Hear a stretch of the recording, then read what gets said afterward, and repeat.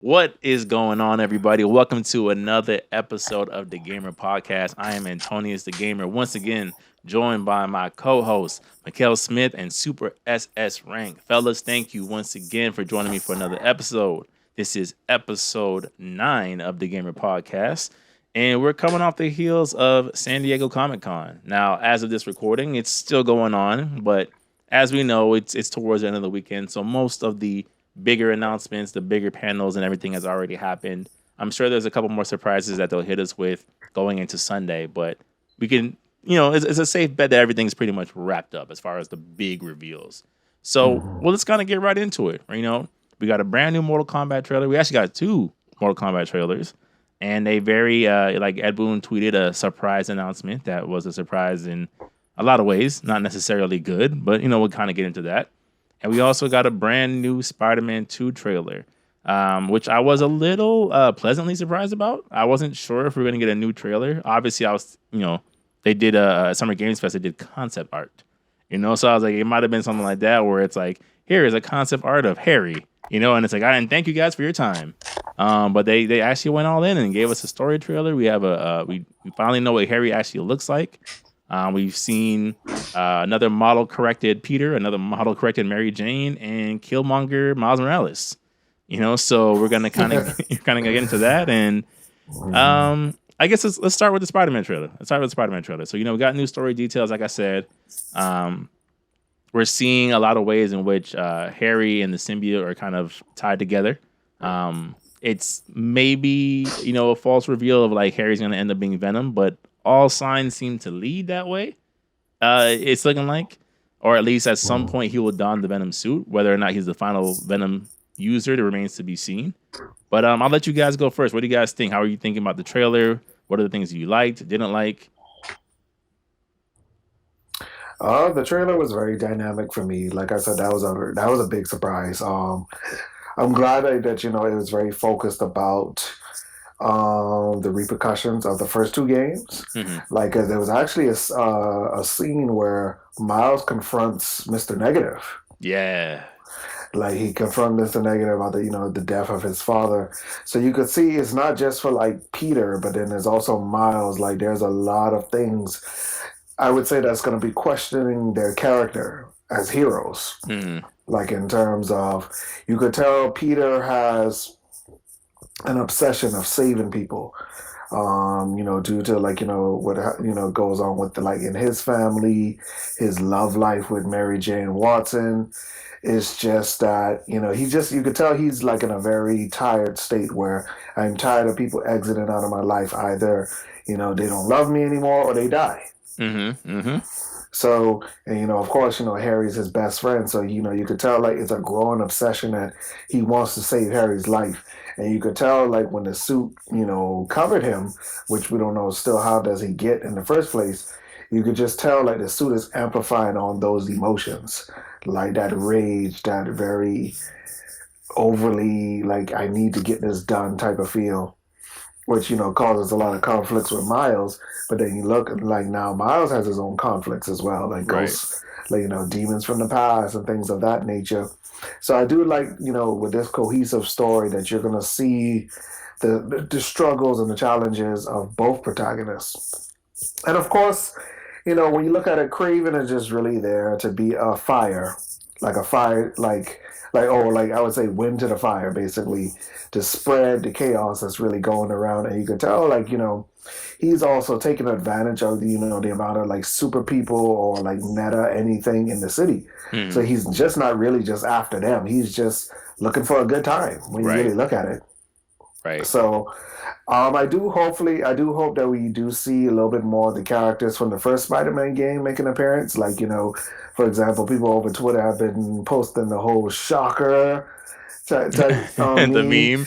Yeah, it I'll makes chase sense, you bro. to the Come ends on. of the earth. Like, bro, it makes sense. Like, come on, you got it. You have to. If you could bring Rhino back just for a simple boss battle, which was basically the same thing, you could bring back Shocker versus the Black Suit. Like, come Hmm. on. Hmm. Okay. But I enjoyed it, man. I enjoyed it. I'm really looking forward to see the final product. Did you like the redesigns for the characters because like obviously there was that whole controversy of they changed Peter's face and now they obviously changed it again. Mary Jane looks like a 33-year-old woman. Well, it's 10 months. It's 10 months later, so you did want to add like almost like a year plus age or something. But I guess they just trying to fool around with different technology, bro. Mm-hmm. Like one thing I come to realize, especially in terms of game design, like that's an easy retcon here or there. Like it's not something that you really have to take super serious, but we'll see. Okay. Because at the end of the day, is we're here for story. True, and just like any other Spider-Man game, we're more concerned when he has a mask on. Not for nothing. Not that Peter obviously not a compelling character, but in a video game, you're more concerned playing as Spider-Man than what he looks like. Yes. Okay. Mm-hmm. Okay. Jory, what are your thoughts? Trailer was cool. I'm not really invested in the Spider-Man series. But it's a good game, not to take away from anything. Trailer seems compelling. I did find the hairstyle interesting. It's like, man, let's just go with this one. Yeah. But I do think, that's an interesting design. Why go with that one? Oh, you mean for Miles? You could have just given him the Osborne waves. That'd have been a lot more interesting, right? Classic Osborne waves. It's weird how many times, like in shows, animated shows, or even games that they've moved. Like it's almost like there's something wrong with the classic fade. What's wrong with the classic fade? What's wrong with it? I don't know. Cause that's what he had. That's what he had in his game. Yeah, and there was nothing wrong with it. It looked just fine. I don't know, but sorry. I don't know what the fade does. No, you good. I don't know what the fade does to character concept creation. I don't. You guys can bring back the mullet. You can do this. Yeah, they call it the classic fade for a reason. I just when I saw it, I was like, okay, I understand that they want to do something different. Obviously, you could tell that the Spider-Verse movies have influenced that a little bit, right? Where like Miles kind of having like an afro in that animated universe. And they want to kind of make their own distinct Miles. But it's just like, why this particular hairstyle? That's been done at this point to death. We call it the Killmonger, but it's been 6 years since that movie came out. Yeah. We've seen this in Arcane. We've seen this in other shows. Like, we've seen this again and again and again. Prince of Persia. Yeah. My goodness. We just saw it like 2 weeks ago. Crazy. Oh my gosh. And I'm like, yo, is he a person of color? Is he biracial, or is he just he's still an Arabian or an Well, remember, it's not Prince of Persia anymore. It's like his representative. Like they're looking for the Prince of Persia. That's not actually the prince. Yeah. Okay. Yeah. I didn't know that. Yeah. So. Oh. Well, I don't know. Besides that, I want to see how they're gonna go out with the Venom. Right, because they're obviously trying to make you think it's going to be Harry. Mm-hmm. That would be horrible that'd be bad storytelling. Or I'm pretty sure they like to subvert expectations, which they've been pretty good at. And I'm interested in seeing what they're gonna do. I do think it's Craven because when you really look at the build of this particular Venom, and then that's one thing I've always appreciated about past Venom entries. They have never really stuck to one character. Mm-hmm. Like, one time Venom, the Venom symbiote attached itself to Scorpion and he became a cannibal. There was one time, he was with Flash Thompson, of course. And then, of course, and just so many other things. There's so many different continuities of Venom. And then, of course, like, look what happened with Web of Shadows. So, like, even with this particular one, I do think, like, especially since the way how the symbiote works, it does kind of mold itself around your particular build. Mm-hmm. Like when it got on Peter, it's still slim, slender, but ripply cut Peter. But like look at Craven. Craven's like the size of a linebacker type of thing. So I think that would add more to the hunter aspect. Well, now I have this superpowered alien like makeup on me. And I came here for a reason. Like almost like add some like real like horror elements to it. It's like, bro, he's chasing us around the cities, and now he has particularly some of our powers because he connected to you first. Because remember, he has the spider symbol. So that means like, it's taking traits from past hosts and like adding it to the build of the next person that adds on to it.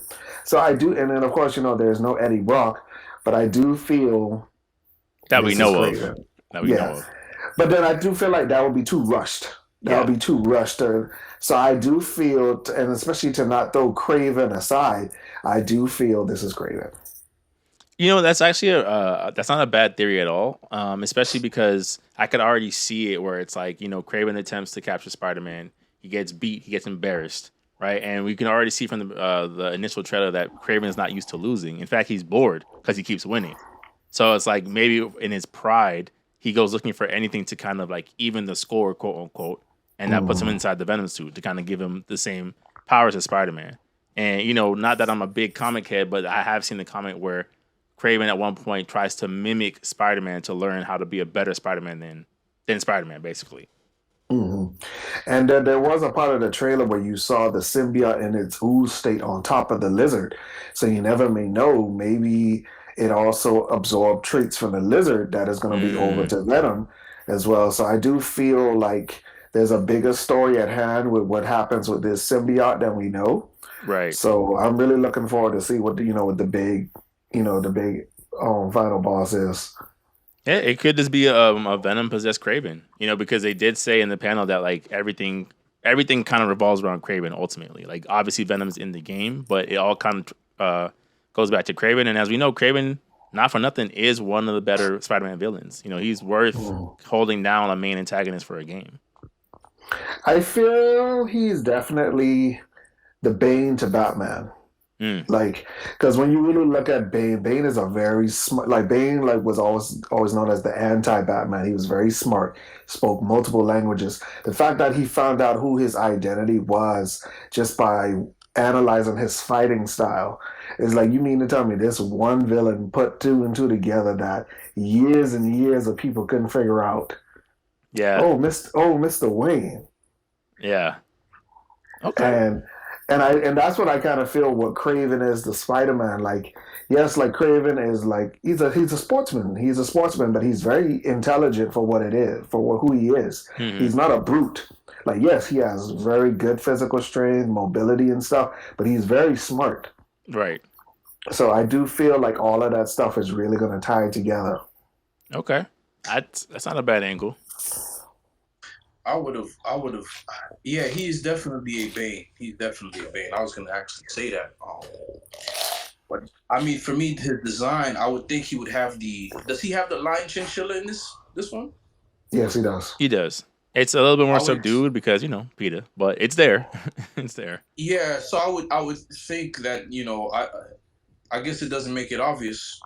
I guess it would make it too obvious that it would be if this Venom had like something resembling a lion's mane. I think we're thinking too much about what happened with Web of Shadows, like when the symbiotes took over particular characters. Because like, let's just say like, all right, you fought Craven and beat him up to the point where the man just rips off his jacket. Okay, no more lion chinchilla jacket, and it's just bare muscle and whatever tights. True. And of course, here come the ooze. Boom, boom. Not to mention we don't know, because of course, they're not going to show the end part of the game, right? It's pretty clear to see that this is pretty early on into Venom's introduction into wherever the storyline is. It could be, again, assuming it is Craven, right? It's kind of the same thing what happens with Eddie Brock. They emerge immediately. It's just a mixture of rage and anger, and that's just the form he takes before he kind of gets it back under control. Somebody said something. I think I seen a very interesting post. The fact that Mr. Negative's in the game, will Toxin be in the game? Because if the Venom suit were to go on to Mr. Negative, it'll create the Toxin. It just depends on where they want to go with the symbiote story. Because for nothing, it's like you could do Toxin, right? You could do Anti-Venom if you really wanted to. You could do Carnage. Like there's a lot of ways. I think Anti-Venom is Toxin, right? No? They're not the same guy? Okay. Anti-Venom is technically Venom. Okay. Yeah. But inverse color patterns, right? Mm-hmm. Yes. And he has the power to remove abilities, specifically Spider-Man's abilities. Okay. Yeah. again, it just depends on how much they want to go or what they want to do with that particular storyline. Like for me, like I said to you guys before, I'm not necessarily crazy about two symbiote influenced storylines, right? So it's like either they kind of do all the symbiote stuff in one, or like we were saying in the last podcast, where like I wouldn't mind if we get Carnage Goblin, but it's not like Carnage Goblin, Carnage, Shriek, Toxin. You know what I'm saying? Like I don't want it to be another thing where it's like it's just more symbiotes in the third game. It's like I would rather it be where it's like we can have maybe one or two because obviously it's a continuity, but not just kind of like how they did the Arkham series where like every Arkham installment somehow has to involve the Joker. I don't think we need that for Spider-Man. Yeah. You know? Okay. I mean, in terms of my thoughts, I'm kind of on the same page as you guys. I thought it was a really good trailer. Like I said, I thought it was a surprise. I think, not that I do think it's going to go that far, but seeing Miles confront Mr. Negative reminded me back when we first discussed the trailer, and I was like, I think there might be a point where Miles might get the black suit, because that would just be different. And seeing how he handles, having those abilities and whatnot. But I don't think, and even with that, I don't think it's going to go that way because, again, Miles already has all the powers in the world in this game. They got, this is more of a game where, like I said, they're going to find ways to buff Peter. Obviously, they're going to buff Miles also, but like Peter technically is the one at a disadvantage in terms of moveset when it comes to this game. So that I was like, I think it's again Insomniac is showing their storytelling abilities. Whoever they got in that writing room, they are doing their thing. I do think we're gonna get more villains. I saw someone on Twitter asking for the return of the Beetle, specifically the Beetle from like the Ultimate Spider-Man series, the one that kind of has like the jetpack. You know what I'm talking about, the Beetle. Oh, that design was amazing. It was fire. So I wouldn't mind seeing that. Jim Lee, Rob Layfield, Mark Silvestri's inspiration. Yeah, he kind of looks like the Rocketeer. You know what I'm saying? You remember that? Yeah, just cooler. So like, way better. Yeah, so I wouldn't mind that. I think, Jory, to your point, I wouldn't mind seeing some of the elemental heroes. Hydra Man would be dope. Sandman would be dope. I think obviously we're gonna get more than just like the Lizard, and the return of old villains. And it looks good. And I want those villains in the game because I feel like those boss battles will be incredible from the way Insomniac is handling, the Spider-Man franchise. Give us the underground sewer, man. Let it all go down there, man. No, you have to. That's all. That's Spider-Man. It man. is. That's like Spider-Man's stamp. Like it's You're okay right. to create a realm for these heroes. Like let New York City be let Spider-Man's New York City be different from like a Gotham, be influenced like a Metropolis, which is it's the city of tomorrow and Gotham City, but Gotham City is a completely unique city. Or you still have 1930s inspired cars and not geography but architecture, but yet it's still current times. I think that's amazing. I do feel like a sewer fight is going to happen. Because look what happened with Batman Arkham Asylum with Killer Croc. Yeah. So like you could tell that they're trying to match something of that. I mean, I'm not going to put that out there. Like they're not trying to match, but you can tell there's good references, I would say. Yeah. And like I said to you guys before, even in the group chat, I'm like the thing that's helped Insomniac the most when it comes to crafting these Spider-Man games is that they have so many different things to pull from. Right? Even the Spider-Man games that weren't good had elements in it that were like, this is a really good idea. Like I think the Spider-Man 3 movie game, you fight the Lizard, you fight him in the sewer, and it's actually a really good boss fight. And it's like, why not draw inspiration from that? It's okay. Or even draw from Killer Croc. Like that, you have the benefit of like you have years and years and years of interpretation of these villains that you guys can pull from to make an even better game. Man, I mean, if with all these incredible villains, where are they gonna go for part 3? Who's gonna be? Like I keep saying, bro, you already know what part 3 is going to be. You already know. The Green Goblin gets involved at some point. It has to. Yeah, you can tell even from the first game. Like I don't know, Jory, how far you've gotten. I don't know if you finished it already. I just finished the museum. The museum with Mary Jane. Yeah.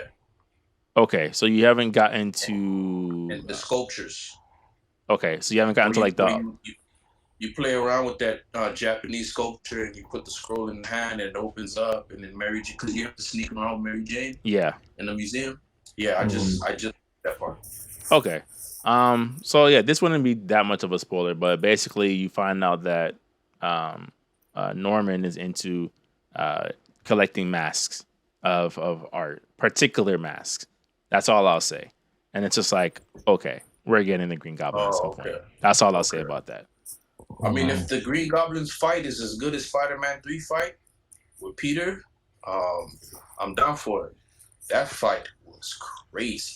I definitely foresee Kingpin returning, because I do feel like they kind of do want to play on like the animated Spider-Man's version of Kingpin, where like, you know, maybe he hires Smythe and then, you know, they bring out the Spider Slayers and things of that nature. That would be dope. Like, because, you know, I get it, because not everybody wants to jump too deep into the whole Spider-Verse so quickly, especially as a video game when they've technically done that before. But I do feel like that's a good way to go. Yeah, and they don't. And like I said, like my protest, I'm like, they don't need to. They don't need to go into the Spider-Verse. There's so many things that they haven't like addressed yet with the Spider-Man games. You don't have to do it. Like, even like you said, the Spider Slayers would be an amazing storyline. Alistair Smythe would be an amazing storyline. Man, somebody said they're like, yeah, O'Hara's gonna be in the next game. I said, no, he's not. No, he better not be. He better not slash into time, Peter. Other Peter. I need you. You know, like, no, I don't want none of that. Well, like I said, that web gliding was like, oh no, no. Yeah, I know, man. I guess if you get to play as Venom and he starts using his talents, I was just gonna say, I'm like, as like the last topic before we move on, it's pretty much a foregone conclusion we're getting Venom DLC. No, right? I think that's a pretty like safe bet based off the trailer. If you do get Venom, right? If we do get the Lethal Protector DLC, standalone DLC, come on now. But I mean, if we do, then like that means things have to be damaged, right? He's taking down a helicopter. I don't see that happening in Spider-Man. They're not going to go that far. I mean, they might not go like Hulk Ultimate Destruction or even Ultimate Spider-Man, right? You know, Ultimate Spider-Man, you played as Venom there, and you know when he landed, there was a crater that faded, and you see he was leaving cracks in the building when he climbs. But clearly, like in the storyline, like they're not gonna kill him. We know that for sure. And it's just like and this is just again, one conspiracy theory per podcast, right? I'm like, you could see easily that how they could use Peter's symbiote moveset as a template for Venom's. Like the fact that, Jory, you said earlier was like you didn't really like the fact that Peter was liquefying. It's like, yeah, but that may not be strictly just for Peter, right? It's like, here's the little thing of like, we know Venom to be able to liquefy. Like, we just know him as that character, So here's this thing of like, it's not going to be a 1-for-1, but it's going to play pretty similar to what we're using with Peter, because at some point, obviously, he's going to lose the suit. Mm-hmm. Yes. Okay. Yeah. Oh, and I guess one last quick thing. Sony did announce the Spider-Man 2 faceplates and controller. I thought they looked pretty good. And I like the fact that they went with the route of like, you don't have to buy a brand new PS5 just to get this look for these things. You could literally switch the faceplates. Oh, that's dope. No, that's good. That's good, man. Because I know people. I mean, including myself, I'm not very fan of the white girl. I do miss that Obsidian PS2, PS3 look, bro. Like I miss that. That bro. Midnight Black, yeah, man. I miss that, man. I miss that so much. I mean, it's, hopefully down the line we get something else, but okay. Yeah, having a game system that looks like a cooling tower is a little crazy.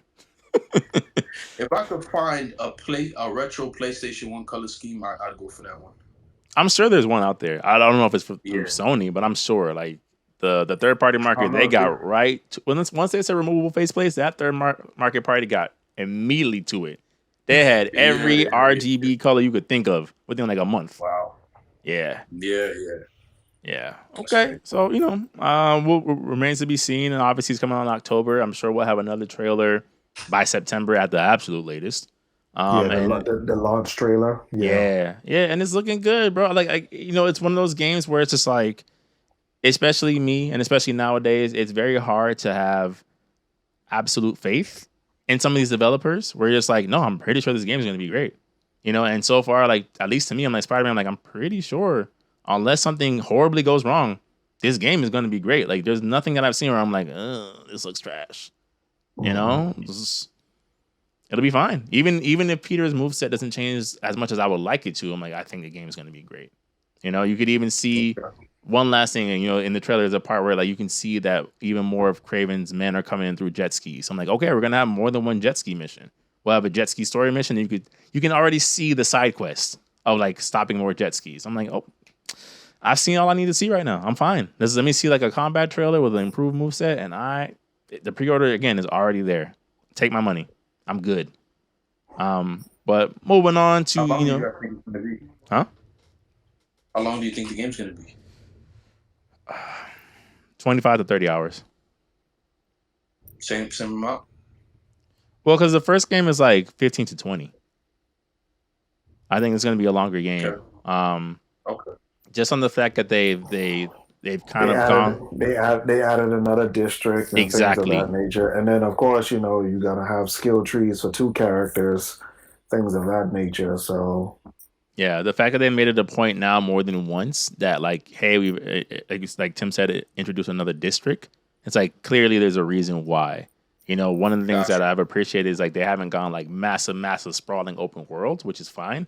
But the fact that they're like, no, now you have Queens. And you know, like, and these other places, it's like, okay, it's because you want to do something more with this section of the world, I would assume. You know, so all right, so you know, moving on to the other, not so much of a surprise, but still surprising in some ways, gameplay trailer reveal of Comic-Con, Mortal Kombat 1. You know, clearly that marketing team had a long talk with Ed Boon about how we were doing this thing. Because it really feels like we're about to be hit, if not every week, every other week from now to September of just Mortal Kombat content, which I am here for. You know, so having 2 trailers kind of announced back to back, having trailers that weren't shown, right? The fact that, you know, we found out that Raiko and Mataro was in the story based off of a leaked YouTube clip lets us know, like, hey, like they really have thought this out and they're planning this to, you know, kind of be a very lengthy and involved game. You know, it's not a half-hearted reboot at all. Like they're clearly making steps to tell a very fleshed out story, even with characters that may not end up being playable. You know, so we got the release of I didn't, you know, like I'll say, like I didn't expect Baraka to come back. I think I had mentioned that before. I was like, I thought that Melina's going to kind of take the place of Baraka. Yes. So seeing him return was a bit of a surprise, but like I was telling y'all in the group chat, I think he looks the best he's ever looked in terms of gameplay. Like he literally looks like Wolverine to me. You know, like he's just like, he was fast. The way the blades were moving. Yeah, I was like, wow, okay. Very mobile, you know what I'm saying? Like it's just I like the fact that they didn't give up on the Tarkatans, right? They kind of just redid the lore, right? Redid the lore of like it's just a bunch of unlucky people that are suffering from a disease. You know, and Melina is another fatality of that cause, basically. It's like, okay, right? You can already see where it's like I was saying in the group chat, it's like I could see a storyline where Melina, desperate for a cure, goes to Shang Tsung or somebody, you know, or a Quan Chi type character, and it kind of allies herself with them in order to cure herself of her disease. And that's what kind of causes the clash between her and Katana. And then even with, was it Lu Mei, right? Is her name? Lu Mei? Li Mei. And you know, like I'm not as well versed in the 3D era as you guys are when it comes to Mortal Kombat, but I liked what I saw. You know, like it's you could tell in a way, obviously, that they're using certain things as a pre-template for Injustice 3, right? So I could see, I'm like, okay, they're gonna definitely remix some of her moveset to put on Vixen for Injustice 3. Clearly. You know, the fact that she has like animal-inspired power-up and projectiles. Obviously, Vixen doesn't have projectiles, but the power-up system, 1,000%. But it looked good. You know, I like the fact that we're getting a lot more Adenian representation. For as much as I think, you know, we'll all speak about it, as much as I also didn't really care for Tanya's redesign too much. The fact that she has that 3-section staff, I thought was really cool. You know, like I think they're just doing really cool things with these characters. Like it's amazing to see how much they're still able to reinvent themselves this many years into Mortal Kombat, where it's like some of these characters can still play uniquely enough from each other to still be interesting. And those are my thoughts. What do you guys think? I You was want to go? Tim. You go I'll first, go Jerry. back. Tim got a whole. Nah, you say you go first, bro. Go, Dre. Tim got a whole discussion. But man, I want to know where's Jade, man. You know, how do you have a katana without Jade? She'll be in the game. But she'll be in the game. DLC? No, I don't think so. No, I don't think so because we haven't really had an official. Tim's nodding his head yes for people who are listening just through audio, but I think we'll have Jade in the playable roster. Okay, because I see the staff being used by Tanya, so I'm like, you know, obviously Jade is a staff user, so I'm like, okay, well, I mean, because I'm looking at it, I said, okay, I guess that's it for her, but you know, besides that, I think this is probably going to be my most favorite story in a long time. Only because you can clearly see Ed Boon is drawing inspiration from Armageddon and Deception and Deadly Alliance. As far as the characters he's putting back in, the art direction, like Lee May was not on everybody's radar, but we mentioned it. Yeah. We mentioned it. I was like, I think if Movado made it in and Nitara, they have to. There's no doubt in my mind that we're gonna positively see even Darius. Who was a cameo? He's a cameo. He won't be a playbook. Yeah. You know what I'm saying? Still, he was a cameo, but still he's found a way into the game. We thought we got the Earthrealm trailer coming up pretty soon, right? Is Kai gonna make a return? Possibly. There's no Liu Kang. He was in lore. He was Earthrealm's champion for Mortal Kombat 4. It's possible. So you know, another thing is gonna be crazy. Like in Lee May's story, she falls in love with Onaga. So, you know, it could be. This story could be crazy. This story could be, you know, depending on how they handle it. The rewrites are like very, very strong rewrites, man.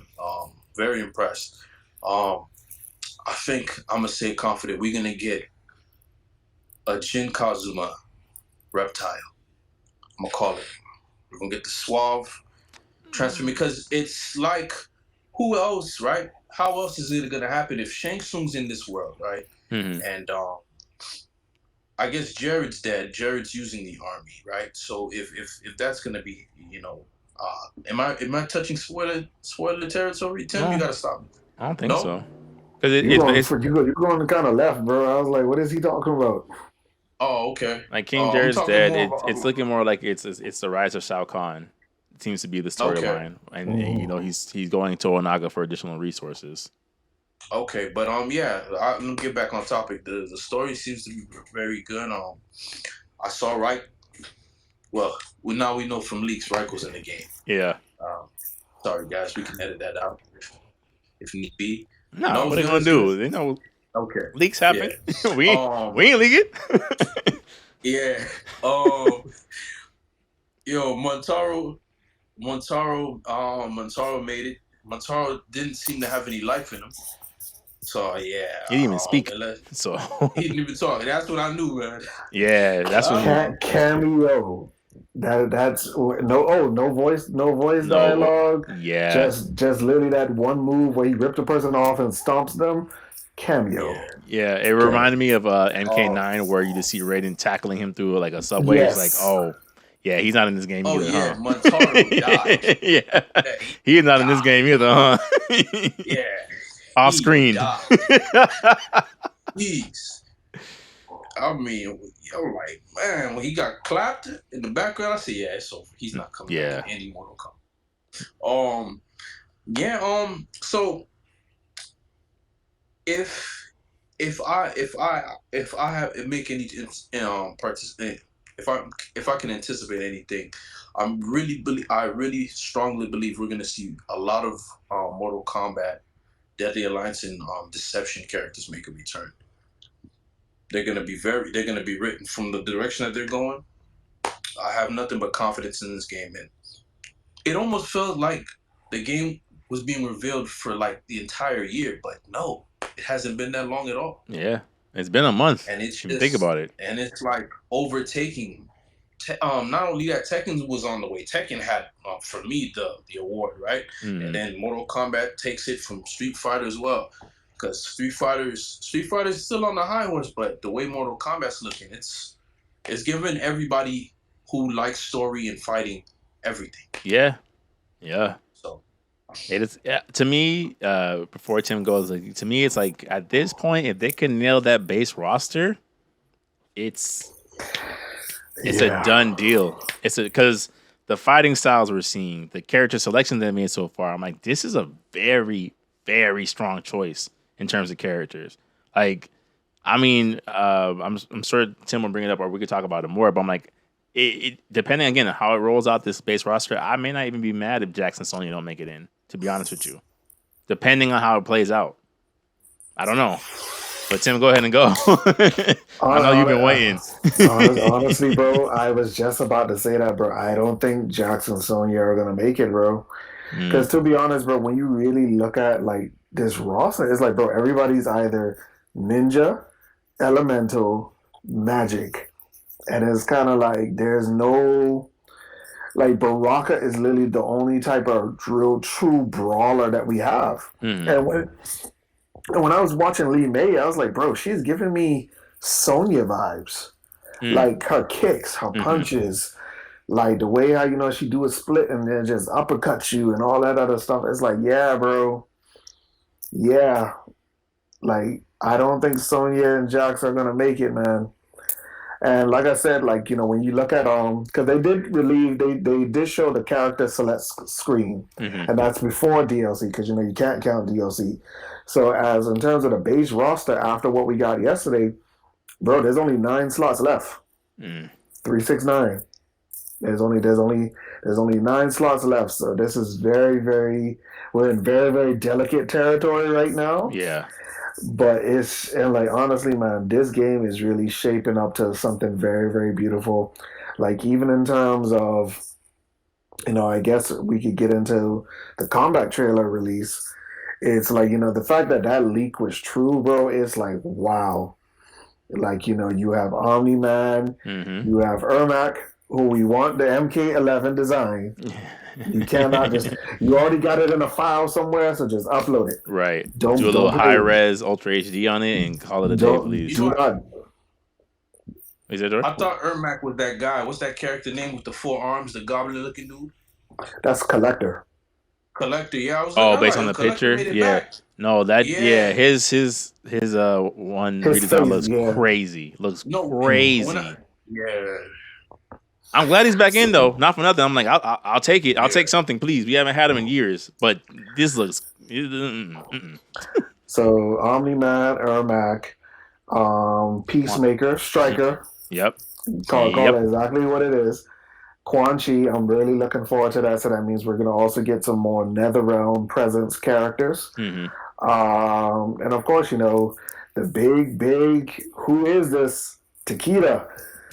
So, like, like for people who don't really know, like a lot of Mortal Kombat lore out there, there was a warrior by the name of just Takeda. Just Takeda. And he was originally a Lin Kuei ninja, but then he defected, and he was the founder of the Shira Ryu. Because, like, when you look at the trailer, he has the headband. He has the headband, and you can tell this is an older gentleman. Yes, he has a more cyber-ish suit, but then, this is a new continuity, so let's just say, well, in the last continuity, the Lin Kuei, they got forever taken out by this cyber initiative. Who's to say, maybe in this continuity, the Shira Ryu follow that. They're the ones that initiated this time. Yeah, but then they're not like overly like, oh, we're just going to mutilate your entire body and turn you to a cyber. Like, no, it's a cyborg suit. Like, in terms of like the metal whips and things of that nature. So, because like a lot of people say, like, oh, we finally got one of the combat kids back. I was like, I don't really think so, because yeah, man. I don't really think so, because first of all, that would be very, very weird. Well, even the last game was weird because you only gave us 2 of them back. But the fact is, like, there's no really true representation. Like, if Sonya and Johnny Cage had a child, like, yes, you heard a child in the Johnny Cast, but you don't know who this kid is. Of course, we've only seen Jax in a cameo, so you can't even count Jackie. Kung Jin, we know your story. Farewell. Um, farewell, Kung Jin. And the most favorite one was Takeda.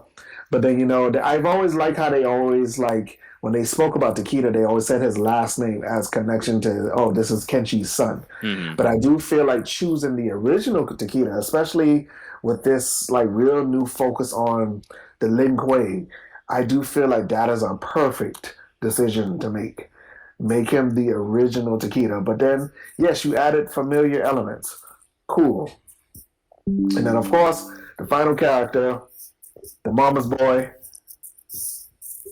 Homelander. So, of course, like, yes, Omni-Man and Homelander, those are definitely templates for Injustice 3. Mm-hmm. We already know that. We already know that whatever mechanics we see with them is going into that game specifically. But I feel like they match this universe perfectly due to their brutality. So, like, yes, like how you said, these 9 last characters, get them right. Those 6 characters, boom, bro. That is a very hefty roster, bro. Mm-hmm. A hefty, like, very, very diverse roster, bro. And like I said, man, I'm not even mad if Sonya and Jax don't make it, man. I mean, I get it. Certain people want it, certain people back. They want, like, everybody wants Cyrex and Sector back. But you could tell, bro, where we've come to a point, they don't know what to do with their story, bro. Mm-hmm. They don't know. I feel like a lot of the, I would say, only cameo characters, like they're just cameos, they're not even on the playable side. You could tell like those are the characters I kind of feel they don't know what to do with them yet in terms of bringing them into the new world. Because to go back on Jory's point, like they gave Tanya kind of like a Jade staff, like and it's kind of like, whoa, okay, so what is going to happen to Jade? Mm-hmm. Like she is mentioned in the dialogue of the demo with Liu Kang and Katana. He says, "Get to know Countess Jade. She will be a pinnacle person in your future." And she's like, "Wait, Countess Jade?" So you can tell she probably hasn't even met her yet. Or she probably knows of her in the kingdom, but they're not close together. Maybe it's probably because after the fallout between her and Melina, she finds a new confident friend in Jade. Mm-hmm. So that's why I kind of feel like, yeah, bro, I don't think Jade is coming this round. Which is I'm not really pleased about because, she was such a major character in MK11, so it was kind of like I'm tired of this ping pong back and forth. Yeah. I'm tired of that because it's like, bro, people want it back Cabal, people want it back Jade, people want it back Nightwolf. Like you brought us most of the Revenants back except for 2, but now you gave us 1 again. So it's kind of like, well, yeah, so it's a lot of things back and forth, man. Yeah. But honestly, man, like this Mortal Kombat is shaping up to be very, very good. Even as we're getting more like subtle story hints, bro. I'm just really amazed to see how these characters go. And then even when you look at Li Mei, when she says she's the head of the Sondu, she said those are basically like outworld police. And who was a policewoman, or I would say a military-ish like woman? Sonya. Mm. So that's why I kind of feel like, bro, I don't think Sonya and Jax are in this, man. And, to be honest, if that's their farewell, okay.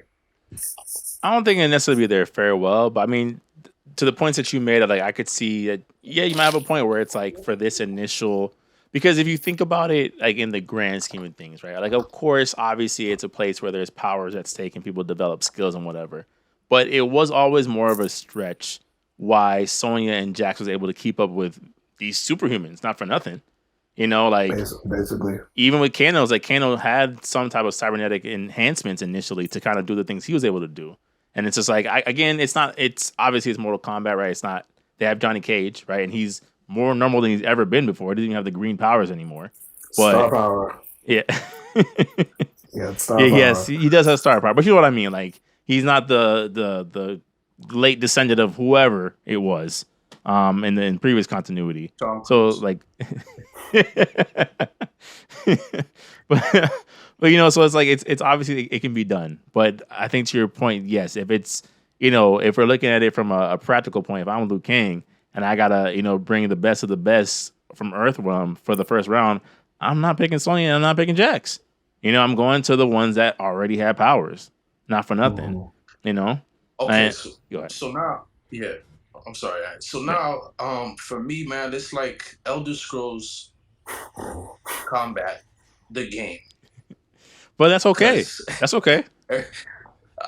Yeah. I mean, Yeah, because bro, they revamped Tanya's whole moveset, bro. From top Because to remember, bottom. She was a complete different character. she was a pyromancer, bro. So they changed everything about her. Like right now, she looking like Azuma or the Hashirama with them little spirit arms, like like yeah. She's almost like a conjurer in a sense. Yeah. Yeah. Okay. So now for me, what are they gonna do with Ermac? Is he gonna still be Ermac? Yeah.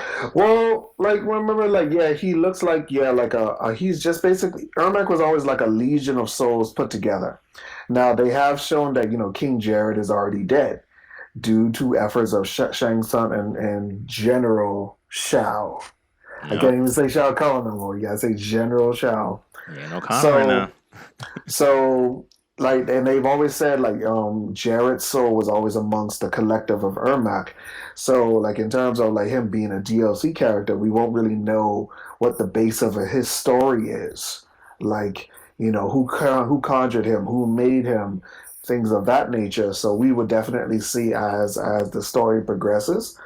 So yeah, like I mean that's where Ermac's place is, but it's just now I definitely want to see a difference between like and that's the thing, bro. You put three people in the game who have kind of like similar powers, like Shang Tsung, Quan Chi, and Ermac.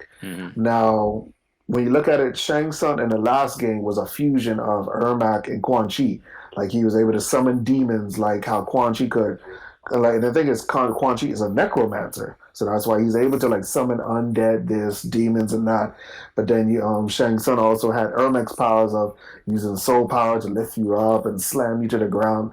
Like the only thing that really gave him like Shang Tsung type of nature was like the Jafar fire snakes and stuff like that.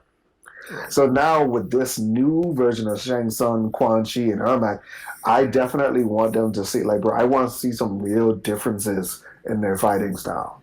Like I think they'll use Quan Chi as like a hybrid of how he fights, and he's gonna pull heavily from Shinnok. I think since he's basically Shinnok's like right hand man, I could see him. Like obviously it's like he's Shinnok's protege, not for nothing. So a lot of the even like the bone clasps and like the things that Shinnok was able to do.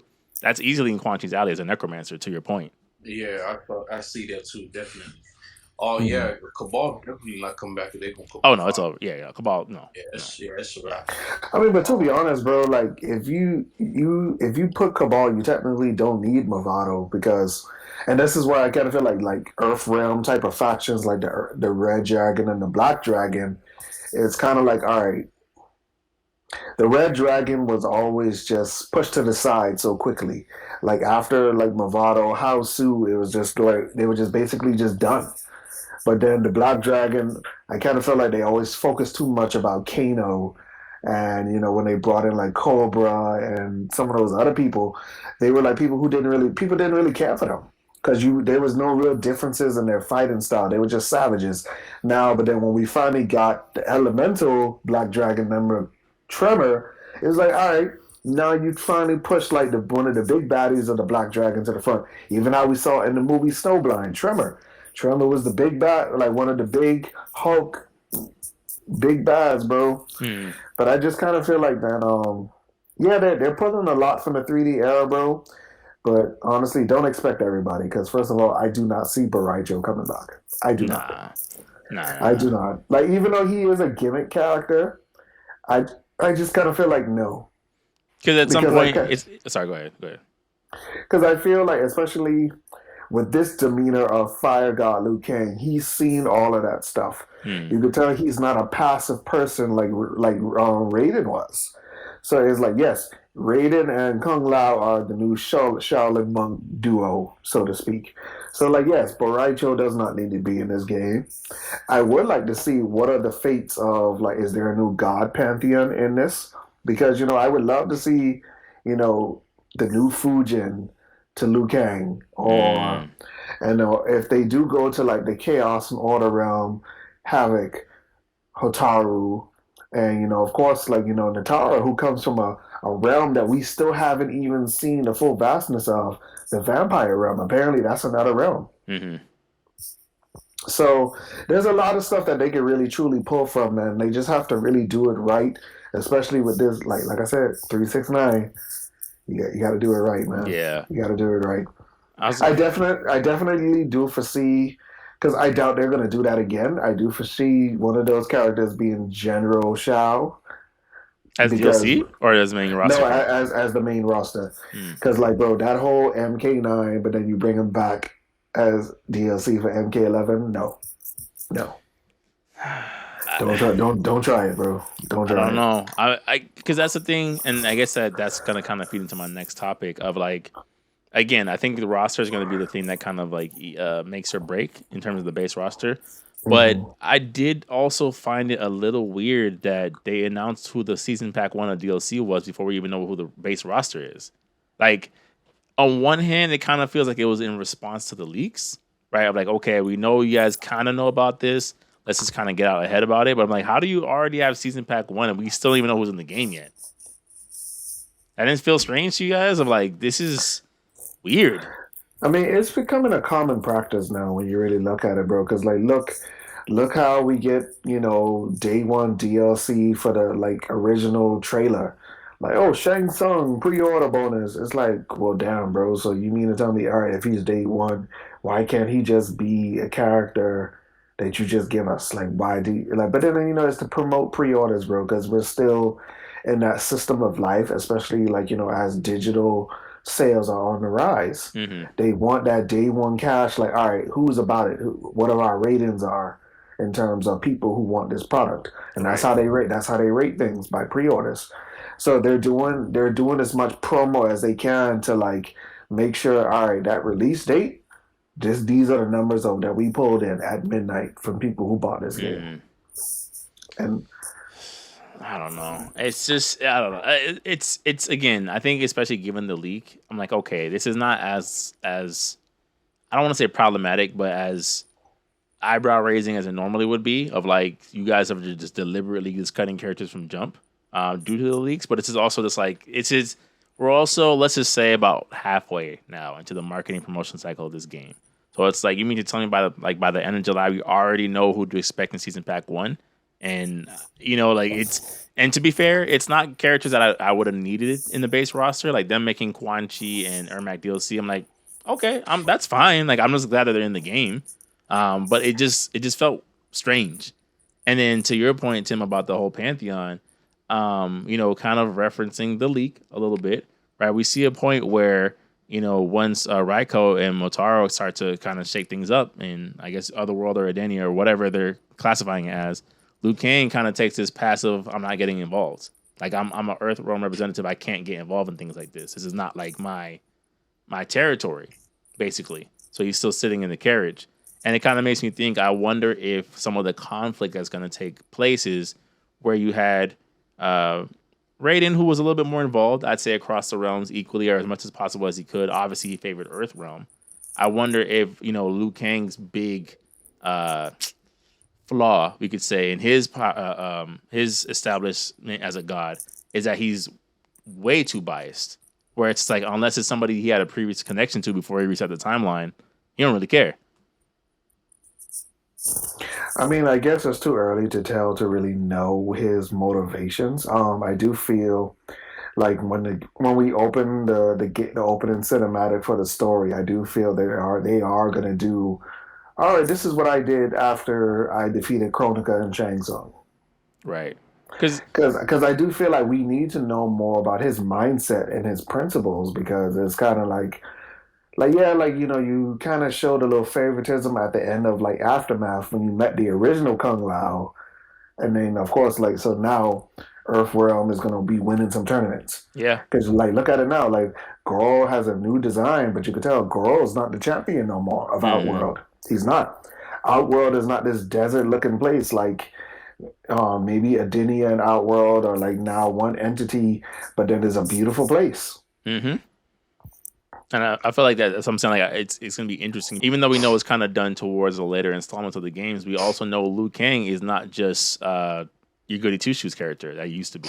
You know, we know he's prone to rage. We know that he will challenge authority that he thinks is incorrect. That's part of the reason why they show him and Raiden fighting through multiple timelines. So like he's not this. He obviously comes from good intentions, clearly, but he's not this. Samaritan type character where he's always going to make the right decision. So like to your point, I'm like, it's going to be interesting to see like where, is this the point where it's like, obviously we had Kung Lao, who's his whole thing was arrogance. Like where is Liu Kang's like true character flaw, even in godhood of like, he plays favorites too much, to his evolutionary. High evolutionary. What you mean? High evolutionary. He might have high evolutionary tendencies. Like, I must start anew. Wipe the canvas. So like a perfectionist. Yeah. That's actually a good point, because you don't even know how old he is now, or how many times he's done this. Because he's like, oh, maybe I didn't really like that. Okay, bye. And yeah, but you never know. I mean, I think they probably won't go too deep into that. But that's a very fair point. That's a very fair point. You don't know. Yeah. So Oh, go ahead, Tim. No, I wasn't saying anything.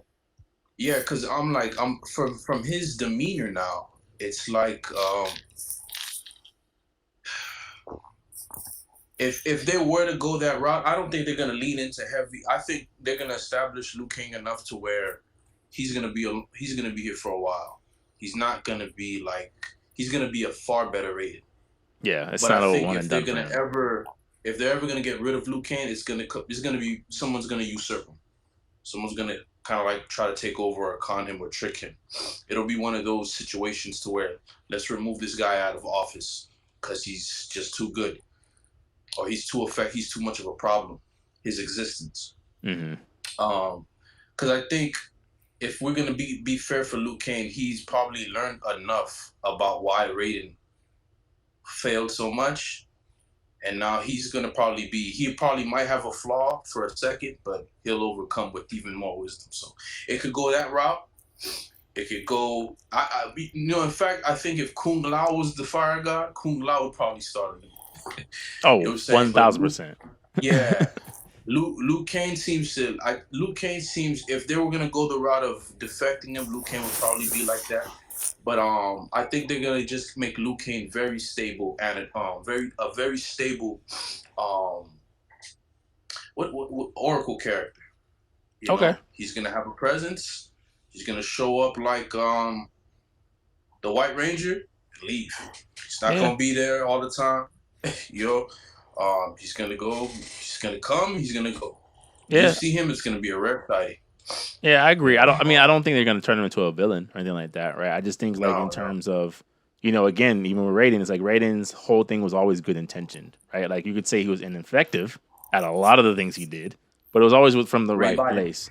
We'll see. I don't think, as far as the way they've written these characters, I don't see anything that's looking out of personality, right? I don't think it's gonna be something where it's like, oh man, this is completely off from what I thought about whoever. It's like, no, everyone kind of seems to be in the ballpark of the personalities we've come to expect over the last 20 years or so. Mm-hmm. Okay, I mean that's pretty much all the thoughts. Great. Huh? I think this. I'm gonna purchase it, and I'm not even a Mortal Kombat guy, but I'll only make that decision after I see the base roster. I think that's fair. Yeah.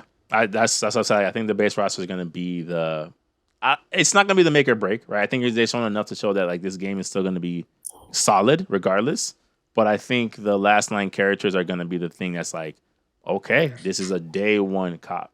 Like for me, I remember like Mortal Kombat 9 for me was a day one cop. It's like, yeah, we're going over basically the first 3 games. It's basically everybody, from that time period. Oh, okay, day one cop. No worries. I'm not even thinking twice about it. I think this might be, for as much as I liked, I don't like. People kind of care for 10 a lot more from a competitive aspect. I didn't really like 10 as much. I prefer 11. But even 11 wasn't like a day one cop for me. But 1 might be a day one cop. Weird, man. 10 was very 10 was strange. weird. Mm-hmm. 10 was weird. They went too ham with the time skip. The time skip was too bad, man. Yeah. And that's what you could tell with NetherRealm, like this whole thing with time and all that other stuff, because they're doing the same thing with Injustice. Like, you could already tell the story for Injustice 3, The Flash, is going to do what The Flash does. Mm-hmm. You already could tell. Because that's the only way, like, bro, there's too many people who are dead, bro. Yeah. We've lost so many characters that we could use for potential. Like in Injustice 2, they killed Gorilla Grodd. I was like, why? Yeah. Why? Shazam's dead. Beast Boy's dead. I mean, well, technically, you ain't really need Shazam. You don't. But you know what I'm saying? It's like in terms of like if you wanted to do something different, it's just like you can't now. You killed him. like he's Johnny Cage, bro. He's coming back. Shazam is Johnny Cage. Well, yeah, they do if they flashpoint it, but that's what I'm saying. It's like Tim said, like you don't leave many options in terms of even with the DLC. It's like, was there retconning here? Like was Starfire dead? Oh, she was just trapped. Okay, whatever. You know, like it's one of those things where it's like they had to kind of like figure out ways of like, no, technically they were alive, but just didn't get involved ever. Mm-hmm. You know, it's gotten too convoluted. Yeah, I mean, so I'm definitely looking forward to the final product. I do feel like it's a day one for me too. And I usually stay clear from like usual day ones these days, but like, nah, I need this. Yeah, I definitely need this because, like, especially like I'm a big Lin Kuei fan, so like this whole where is Hanzo? Yeah, like I just want that closure. I just want that closure. Yeah, I mean we know he'll be in the game in some way, form, or fashion. In some way, or form, or fashion. It's everyone's favorite character. Like, come on. Because and then you could always see a canon event happening, and then I like the way Jory like presented it. Like, remember there was one MK game where Noob and Smoke fought together. So now making Smoke become, I'm like, bro, that makes common sense. Yeah, that makes so much sense. Yeah. Before we transition, let's have some fun, guys. Let's do some Earthrealm predictions. I mean, like I said, no Sonya, no Jax. I'm even gonna go. I'm gonna go jump on a limb out here by myself. No Kano. Yeah, I don't foresee Kano coming, bro. All right, I'm gonna make some predictions. Kai. I could see why, but okay. Yeah. Just for brawler, for brawler point of view, okay. Yeah, I could see why. Okay. We already know that Kung Lao is representing Earthrealm. Yes. Yeah. Right. Okay. Kung Lao and Raiden. Kung Lao, Raiden, and the Lin Kuei ninjas. That's 5 already. They're Earthrealm? Yeah. Yeah, the Lin Kuei, yeah. Or they're Earthrealm now? Well, they kind of walk that gray area, but they're technically Earthrealm. Yeah, like actually, bro, like because you got to count Kenshi and Johnny Cage too, bro. So we already got like enough people for Earthrealm already. That's true. Maybe that's probably why they're maximizing on people from all these other realms. Because technically, you got Scorpion, you got Sub-Zero, you got Smoke, you got Kenshi, you got Johnny Cage, you got Raiden and Kung Lao, bro. That's 7. That's Earthrealm. Yeah. Then you have the usual defectors where it's like Katana obviously ends up fighting on Earthrealm's side like she always does. So it's like it's kind of stacked in their favor already. Yeah. Okay. Well, because I was thinking, man, I said, they might make Kai the new Fujin if they include him, because that to me would make more sense. He was Earthrealm's champion for 4, and they're drawing inspiration from it. I think Kai was in Armageddon, or was he in Deception? I don't think I've seen Kai in Deception, but I'm not too sure, bro. Yeah, going too far back for me. I think Chameleon's there, right? As a cameo, she's there. She has a cameo, and you see her in the background. She's one of the Umgadi. But then she is going to be a cameo character for the DLC. But then, like I said, not playable. Mm-hmm. So, because technically, when you look at it, bro, Chameleon is, once again, a Shijinko, a mimic character. So you can't really. But she doesn't have to be, and that was my argument in the last part. I'm like, she doesn't have to be. Even with Sujinko. Sujinko ain't coming, bro.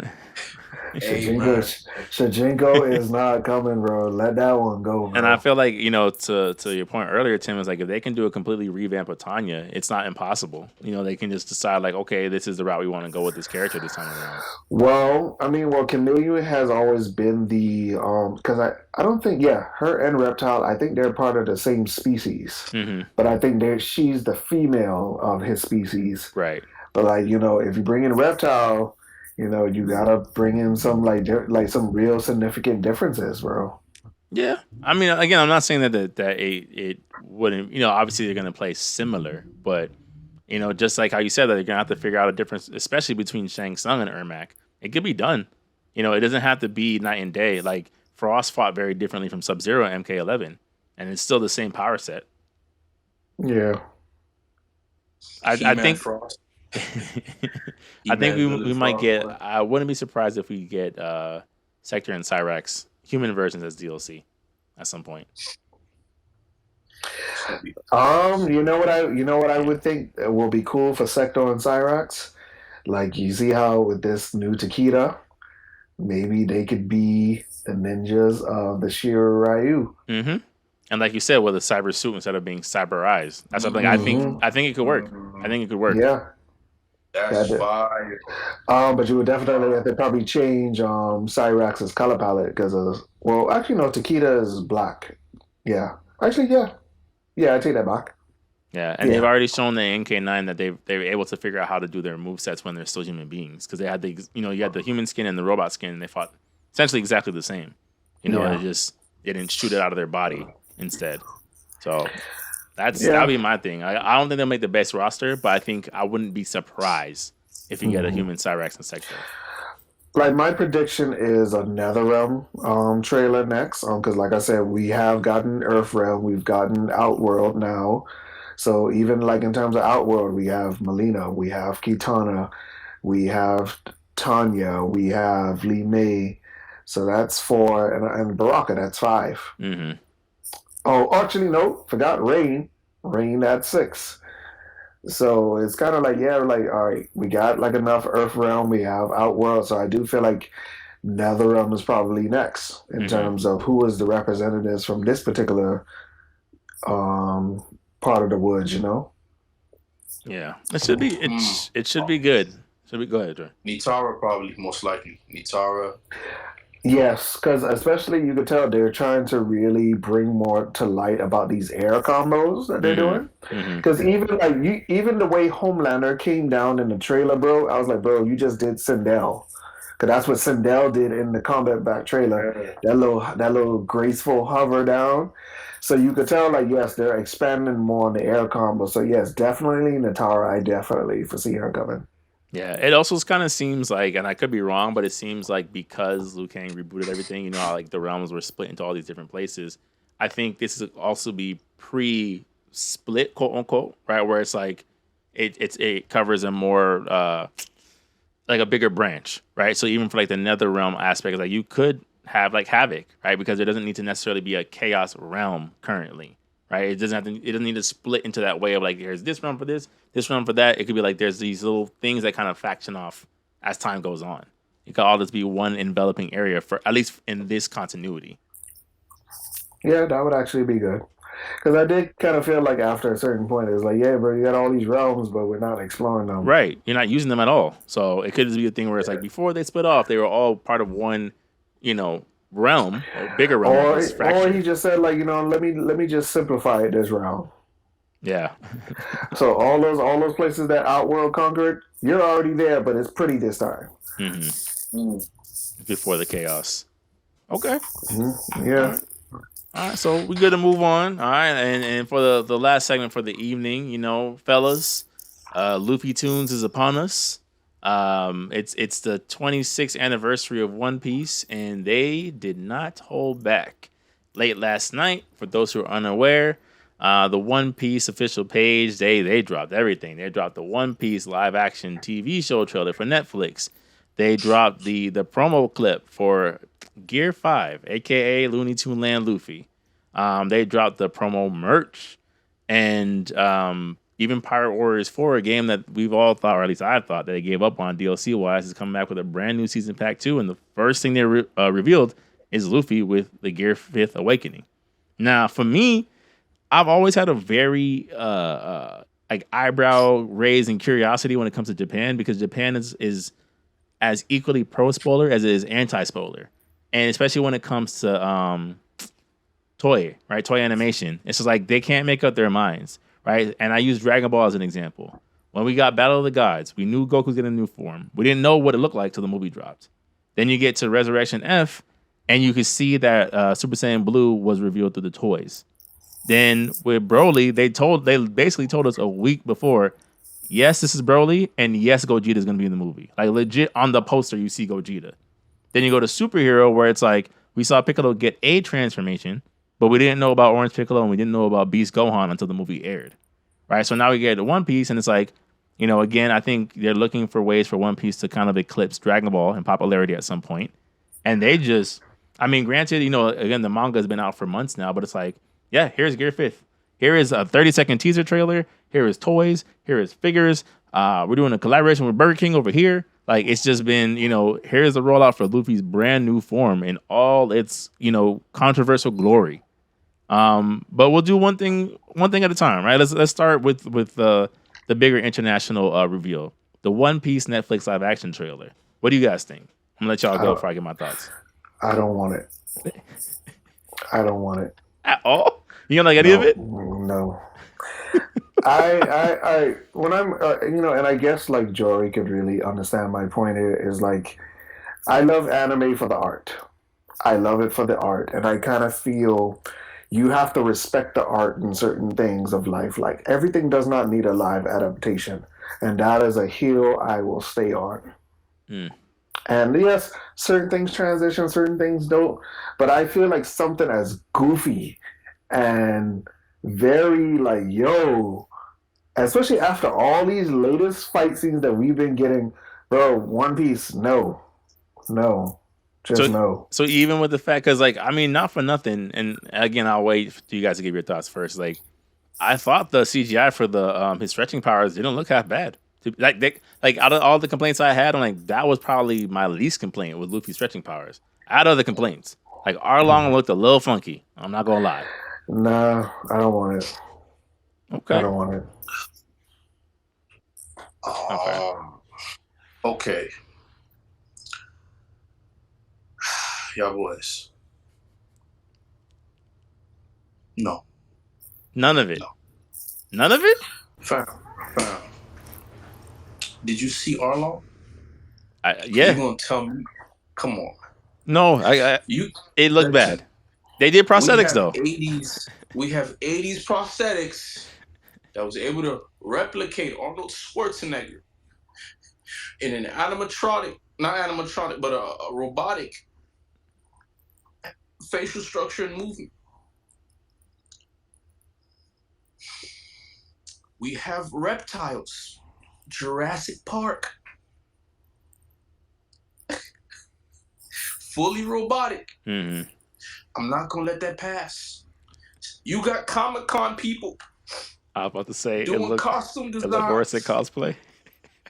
Fat doll was suffocating in the costume. I won't accept it.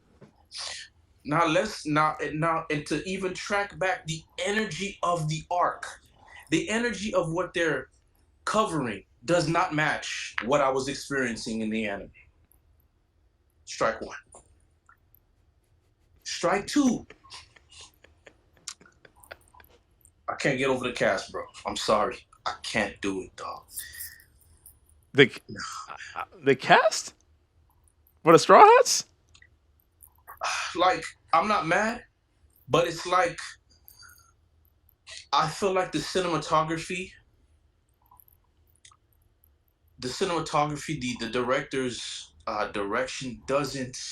I've seen movies capture more of the feel of an animation in some ways. Okay. Prime example, and it's in bits, it's in pieces. Prime example, the Matrix pulling from Ghost in the Shell. Okay. Another movie, The Dark Knight, pulling from other from even Tim Burton's and Akira's movies. Man of Steel pulling from an anime fight scene. Yeah. Not for nothing. Even as for I don't know how you guys feel about the movie, but the G.I. Joe film that they did a couple years back with Marlon Wayans, where they put them in the mech suits, that's a very anime inspired scene. If you watch it again. Okay. Well, go ahead. Didn't watch. Yeah, I remember the movie. So I wasn't really feeling. Yeah, it's the feel of the film. It doesn't. It feels like a bit more budgeted. Like I don't see the difference between this being on Netflix and Disney Channel. I wouldn't say all that. Or that's too much of an extraction. Yeah, that wouldn't. That's not. This is not a Disney original series. It doesn't. I feel like it needed more of a budget, man. Like it's just not hitting for me, man. There's so many movies where they could have pulled from. You have Pirates of the Caribbean. Respect the art. That's where I leave my comment, bro. Respect the art. It's just not. It's not hitting, man. The vision. And with the film, Luffy didn't have to be as goofy. It could have been Pirates of the Caribbean humor. It could have stayed at that level. And I'm using that for an example because it has lighthearted moments. Like Jack Sparrow is a prime example of how goofy. I think that'd be a very great transition for a film. In fact, you've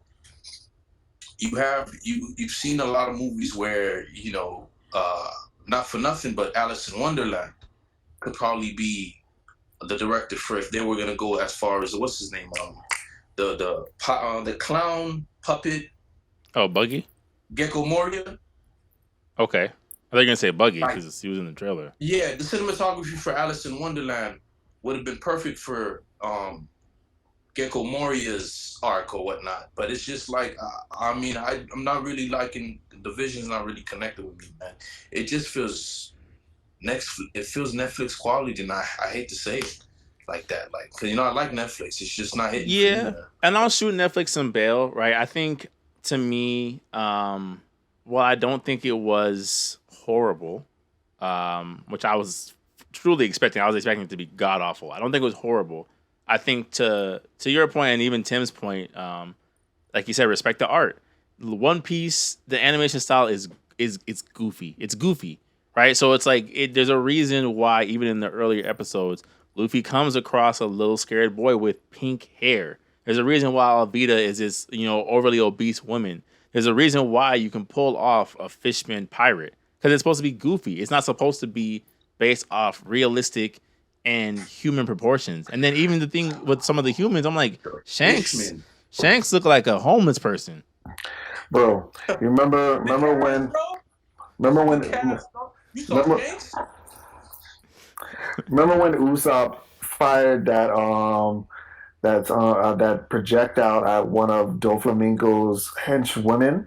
I remember how her eyes popped out of her body because of how scared she was. Bro, if you cannot do that, don't even bother. Don't even bother, bro. Or even I remember reading the panel when Ace died, when Akainu punched him through the chest, where they showed like 6 or 7 people of their facial expressions seeing that. I was like, bro, like that panel, bro. Like I was like, bro, this is art. Like Gecko Moria got this little sinister looking smile, Doflamingo in his little shades, like, and everybody else is just like so horrified about what just happened. But it's like, bro, you just gotta respect the art sometimes, man. I'm sorry. Yeah. There's just certain things that just do not translate. Like it's not Dragon Ball bad. It's not. But it's like no. Just no. Yeah. Just no. Now with those when you have properties like that, it can translate well, but it has to translate for the sake of film. I don't know if I'm making sense. I could see maybe some of your point, but I think the issue at hand is again, I just I don't think there's a way you can make a cinematic Luffy. It you would change the entire character. You know what I'm saying? Like you can't make a more serious like Luffy obviously has serious moments, we all know. But he's not a serious character. He's a goofball. Right? And that's why Zoro and even Sanji and even Nami are kind of like good counters to him because he's a goofball. I don't think you don't want cinematic One Piece either, in my opinion. Like you don't want it to be slapstick, but you don't want it to be like everyone is taking this thing deadly serious. I just don't think it's a good choice for a live action anime. And it's not even that. It's just when I say a cinematic transition, I mean it'll still carry those elements, but it'll just be more of a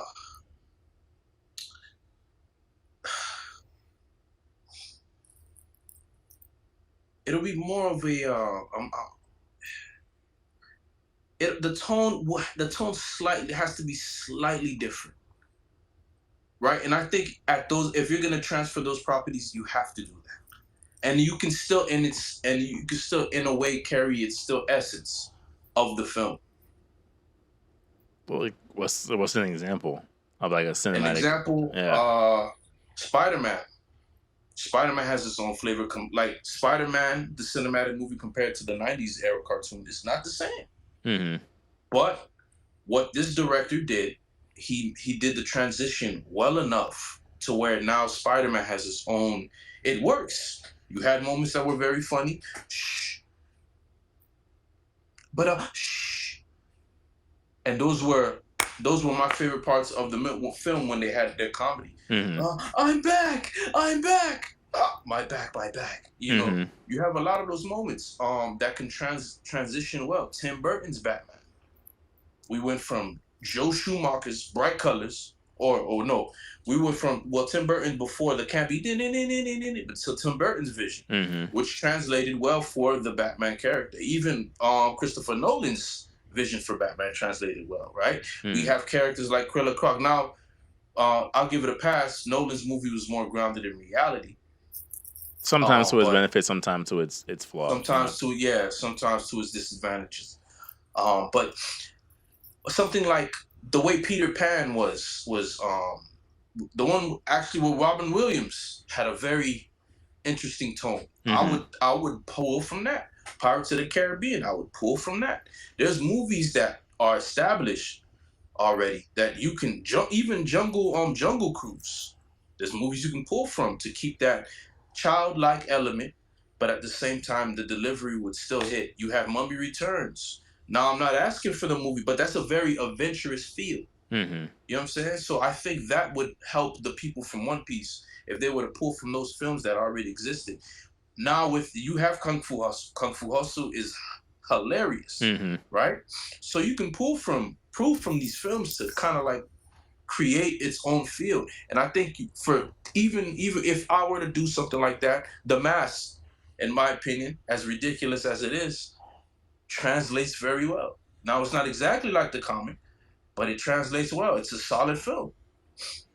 I mean that's actually that's a strong counter argument, honestly. Yeah, you can do it. You can do it. You would have to change the tone. It's going through a processor. It's what I would do if I'm generating if I'm gonna make an image or a custom character. Like how would a Street Fighter character translate into the Bloodborne universe? You're gonna have to tweak certain things. True, but I think where I guess I didn't have as much of a, like I said, issue as with the trailer. My issue was more of kind of to Tim's point where it's like it almost like, even let's just say that this show is directed amazingly, right? It's 8 episodes of this is this is a cinematic art form. Is it a movie or show? It's a show. It's 8 episodes. Oh, right. Okay. So it's 8 episodes with a significant budget on each episode. But it's just like, I'm not expecting a 1-for-1 recreation of the anime, right? That'd be asking for too much. But you do have to capture certain moments, right? I think that's to have the heart of a show that you're adapting. You have to be able to capture it. So even let's just say, there was 2 things in the trailer that stood out to me, right? It was the reveal of Mihawk, right, and then of course Arlong. And in my mind, I'm thinking to myself, I'm like, how I don't think they're gonna do Don Krieg in its entirety, at least. But I'm like, how in the world do you manage? Like, how are you gonna show a ship splitting in half with a guy with a sword as long as his body, and give it the same impact it had when I was watching the show? It's almost impossible. Gave up. Yeah, and then you look at Arlong. First of all, I mean, again, they did what they could. If they had to go prosthetics or CGI, I'm glad they went for more prosthetics. I don't think the prosthetics are good, but I'm glad they went through that than CGI. But it's also like, again, remembering the Arlong fight, some of the things he was able to do can only really be done in cartoons. Like, I'm not saying that like they haven't done it in similar things, right? Crouching Tiger, Hidden Dragon, they're flipping and spinning their sword. But I'm like, Arlong's main thing is darting literally through buildings. Like you said, pulling out his teeth to use as weapons. How does that translate into live action? I don't think it's possible. And part of the reason what made that Arlong fight stand out as much, because I don't think it's one of the better fights in some of the arcs, but what made it stand out was the emotional impact, right? We're fighting in the room where Nami was kept prisoner. We're fighting in this thing where, how do you do that live action? The transition of the hat to Nami, I felt nothing. And then that's what I'm like, yeah, it's done. There's the moments that mattered. How you do the Don Krieg arc. And then, Sanji, bro, I ain't gonna lie, dog. Come on. Sanji, nah. Sanji wasn't it for me, man. Do you know what you could have done? You could have heavily stylized it. But I mean, that's the only way.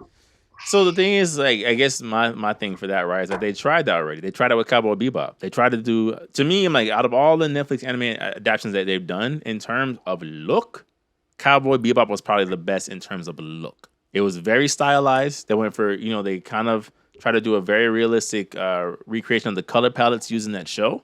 I didn't watch the show after I heard a few things about how they changed some of the characters. But in terms of how it looked, I don't think you could get more one for one, than Cowboy Bebop. And they canceled it after one season. So, like, again, it doesn't seem like it's the look that's gonna like sell these shows. I just don't think that One Piece was a good choice. I don't think you could do. There's certain anime where it's like, again, some of them are a little bit more grounded.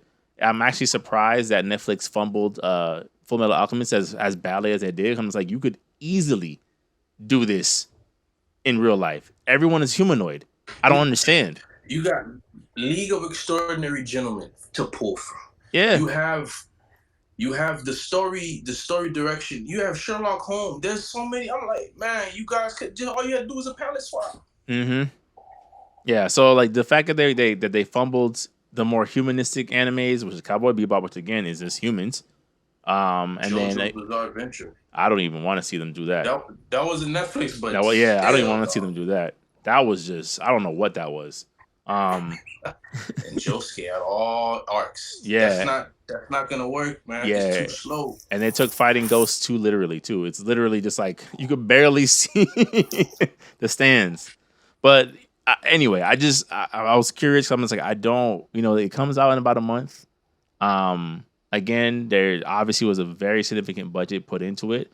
I guess the last thing on this, and then we'll move on. I don't know if you guys noticed when they were talking, especially the Straw Hats. It seemed like Luffy had a bit of an accent, and Sanji had a bit of an accent. So I didn't get into that part. Sanji's Australian. Luffy's from Latin America and the world of One Piece. I always thought Luffy was Japanese and trying to. Well, but it's funny you say that, and I'm kind of upset with myself because I didn't have time to look it up before. But I remember at one point, Oda did an interview where they asked him, where are these characters from? And it is, from my recollection, I think he did say Luffy would be from Latin America if it was set in the real world. So I would have to look it up. Maybe I could look it up while we're looking at these topics, the other topics. Well, but then that's fine. Yeah, but like are you clearly French? Right. And that's what I'm saying. Like, how did you guys feel about that? Like, if that was the case where the Straw Hats are like this international crew, Does that change anything for you guys at all? Would you prefer them to have all been Japanese? I mean, I thought Luffy was a Japanese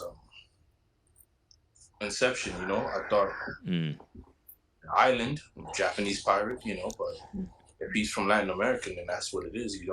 I still stand on my first point, hence why I have not talked. Respect the art. Tim had one statement to make, and that's he's like, all these nuances, I am good. Don't even bother. You can't do Dragon Ball Z. You can't. Yeah. Everybody's gonna look like Gohan. Yeah. There's certain things. Again, there's certain things they're cartoons. Like they're not cartoons in the traditional sense, but they're drawn in a stylized way that is not meant to be mirrored in live action. It's clear. And One Piece, again, we'll see. We'll see. I don't have high hopes. At all. Yeah. But yeah. Huh? How do you do Kizaru? How do you get the effect of Scratchman Apple? They'll just cut him. Like I'm saying, like Don Krieg, I don't think we're gonna see Don Krieg. If it's a character that involves unrealistic proportions, we're not seeing them. So Don Krieg, you can kiss it goodbye. Doflamingo's a little more realistic. But even someone like Inaru, that's not happening. Airlobes to the ground, that's definitely not happening. Because they're not doing that. It's going like, Skypia, that happened. Anyway, Ennie's lobby. Like, okay. But yeah, so now that we can talk about it freely because they're promoting it everywhere, like really get into it, Gear 5th. We talked about it, in passing outside of a video, but now it is officially here. Luffy's awakened fruit. That is, it's the warrior of liberation. It's not just the gum fruit anymore. And he has the power of his imagination. For those who are listening, Jory has given us the most dramatic thumbs down while I'm rolling out this combo. Yeah, I've seen the One Piece purists try to defend it the best that they can, right? I think I like it. Tell me why, Tim. I like it because of the lore of how they explained it. All right. Basically, this is an ancient Zoan fruit. Okay. And of course, as you come to realize that once you get that ancient Zoan, bro, that's cheat code. That means cheat code, bro. Because remember, like, when you and me first started this, remember what was our theories about what Blackbeard was? Yeah. He's an ancient Zoan, and you found out it's like a ancient Japanese chimera. Right. Hence why he's able to have multiple different fruit powers. And Luffy's the same thing, because the thing about it is, you've made it pretty apparent, bro. If you're not a Logia with super destructive powers, or now an ancient Zoan, bro, these new world challenges are going to be very, very tough as a regular Paramecia. Especially if you don't know Haki. So, like, yes, bro, like, they said the world government, didn't want the world to know about this particular fruit, so they gave it a different name. So, but they didn't expect somebody to randomly find it one day. Of course, Shanks came across it, but, like I said, he probably didn't know what it truly was. But, it was consumed by Luffy, and then, boom. But even... And I'll go into my reasons, right? I don't. So, okay. For me, like you guys know, I like to get into the heads of these authors. Like, I like to know what inspires them. I like to know how they came to their conclusions. And I remember when I first started reading Shonen Jump, there was an interview that Oda did where they asked him directly, why did you give Luffy rubber powers? Like, why like a rubber powers for the main character?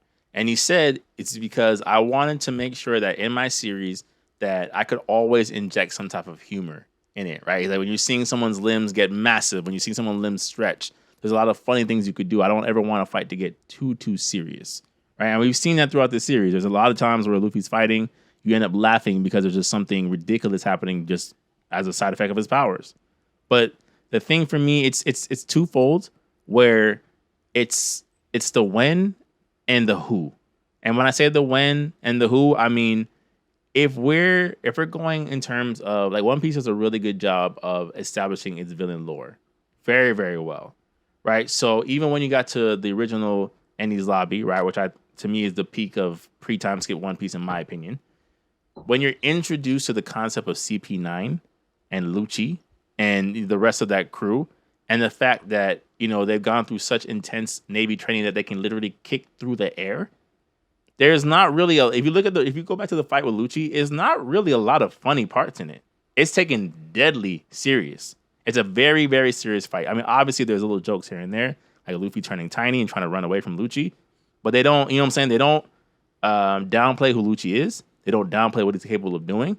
And, other than knowing the rules of comic books, you're like, yo, he might kill Luffy. Like Luffy might die here. Like it was that intense. So then you go to Kaido, who Kaido is like, he's the emperor of all emperors, right? As far as where it's almost like in terms of the four emperors, like how do they rank compared to him? Not vice versa, right? This man jumps off of cliffs for fun, out of depression. You know what I'm saying? Like you've established him as like almost this insurmountable wall who one-shotted Luffy, when they first interacted with each other. And you mean to tell me that the solution for him beating Kaido and fighting Kaido on equal terms is to stretch him out like a yo-yo, play skip to my Lou, eyes popping out the back of your head, your face taking the face of his mallet. You're able to turn yourself into a giant. You can shrink yourself. You know what I'm saying? Like to me, I'm like, it just felt like, and not going into too many more manga spoilers, but there's other fights with somebody whose name I won't mention where it's like the same thing. They turned the entire thing into a cartoon character fight. And it's like, how can I take this seriously? I can't take this seriously. I could. The way I look at it, bro, and this is how I guess a lot of it goes back to our big three conversations. You always need a transformation that has some form of pop of color in it. Super Saiyan, with Deku was the cloak, the greenish cloak, and now look, you got white hair, goofy Bugs Bunny Luffy. So you needed something, bro. You needed something like all right. For me, I felt like Zoro should have been the one to finish Kaido, due to the legacy of the sword and those type of things. Like I felt like Zoro, especially like when Zoro finally got that one hit in. I felt like that should have been Zoro's win, or at least them teaming up against him. Yeah. Cause all right, I get it. It's a very goofy power up, bro. But I like it. I like it. Now going forward, yes, you're gonna see that it's going to be needed for what's to come next, because as you can see, they're starting to say, all right, One Piece, we're starting to wear this down a little bit. So of course you're about to take this Star Hat fleet and you're about to go to war with Blackbeard. You're basically about to be your own Sasuke in the sense of, I'm about to go out after the people who killed my brother. Point blank. Because, Kaido and Big Mom, if you look at the mangas, they're no longer in the picture. The new emperors are Buggy, Luffy, Blackbeard, and Shanks. Now, will Shanks be the final big bad? Yes, I honestly believe so. But actually, no. I don't think Shanks will be the final. I think it will be a battle, but it won't be like a to the death battle, because Shanks has always proven that he recognizes his purpose as the catalyst for the next generation. He doesn't want to rule anything. So, we'll see how the story unfolds, but it's bro, I do foresee more power-ups coming, because look at Luffy's first mate. I already sense Zoro's gonna get Conqueror's Haki. He's 2 steps away from getting that. He pretty much already has it. Sanji's probably gonna get it as well. I do foresee Usopp probably getting the armament one. I don't know why he would need it, but technically I do foresee it coming. Even Robin, I foresee her getting Conquerors, especially she always has that very majestic look. Nami, I'm not too sure what they're gonna do with Nami. I have no clue. Yeah, and the whole crew doesn't need hockey. Well, I mean, to your point, they kind of all do need hockey. Yeah. No, actually, bro, they do. They do. They do, bro. Because like, especially like the way how Blackbeard's crew is looking, bro. Like especially since the fact that he's giving a fruit power to each one of them. Mm-hmm. And the thing about it is, you don't know, like, all right, what if his powers work for them too? Maybe do they have multiple ones, or it's just him? You don't know that yet. And then now you found out that the Ice Admiral joined his crew. Yeah. For unknown reasons. So it's like, yeah, bro, like they all need some form of like, yeah. For real. Yeah. Yep. Yeah. And I guess to go in a little bit of spoiler territory, Bike Man. So yeah, so Admiral Kuzin is he's a Blackbeard pirate. Blackbeard also has another pirate who's a giant who ate the giant fruit. So do with that what you will. Go ahead, Tim. so yeah, when it like, oh my gosh. So yeah, everybody right now either needs armament and conqueror. We can't do that little sensory number one. That was Skypea. That was cool then. No, everybody needs armament and. They need the sensu bean fruit. So like it just makes sense, bro. It just really makes sense where they are at this point, bro. It really does.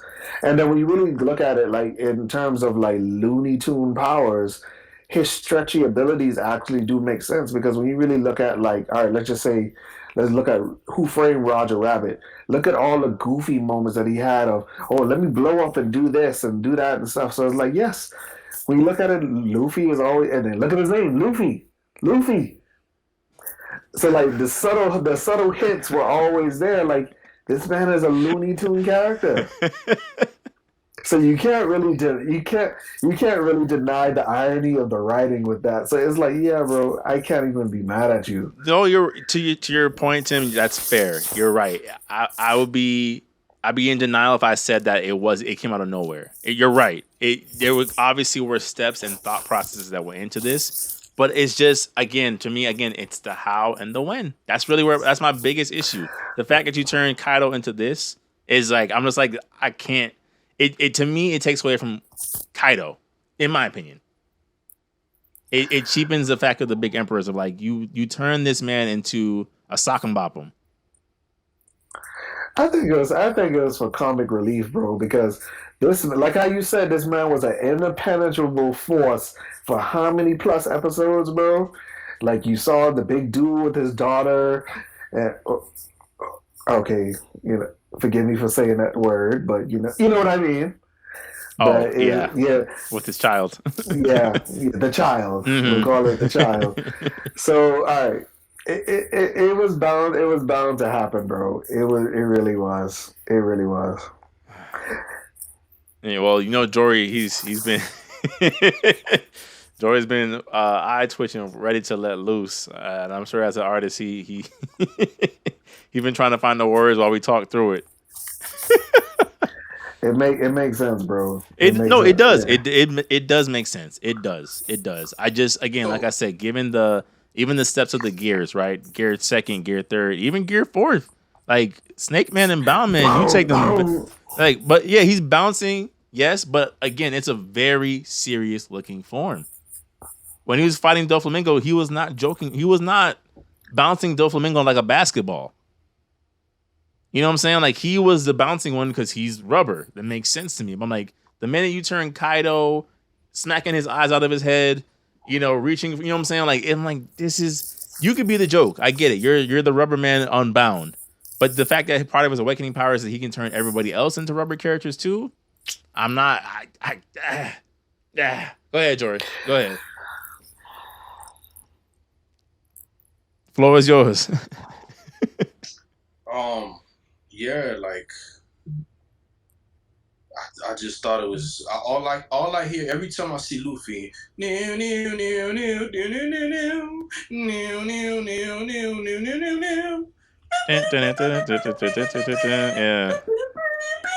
Like that's it. I'm just all right. Tune in, watch my episode of Tex Avery / Oda team up. I mean, like at this point, I'm with the next villain. I'm on a tour and a two and a three and a singer. I like to sing. Like that's it. That's One Piece for me now. Like this is the Majin Buu moment, the Majin Buu arc that Toriyama did. So I just got to deal with it, man. Like it's versus turning everybody into candy, which I was irate. I was like, yo, you just turn people into candy? But bibbity bobbity boo.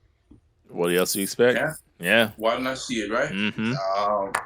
I think for my thing is like we've seen this happen in Bleach. Well, you have a Kenpachi? You have a Kenpachi to answer? Oh yeah, there was a kid. His power, he's a Quincy. Spoiler alert. Of imagination. So now, unless somebody got the hijinks after that. Yeah, come on. Unless somebody got the doubt fruit, I don't see how this is gonna happen. It's just it is what it is. I don't really like the design, but that's Oda. Oda probably got something up his sleeve. I did think they said the fruit is based off like a particular god, I guess, who powers kind of reflected that. And that's where it originates from. Because like, look at Sengoku. He was based off like I believe Buddha Zaibatsu or something like that. And then of course, like that reflected into his fighting style and powers. Just like even like Marco, he's based off of Phoenix. So like like I do realize when it comes to ancient Zoans, like if you're not the prehistoric type, they are taking things from like mythological lore. Like Blackbeard is that.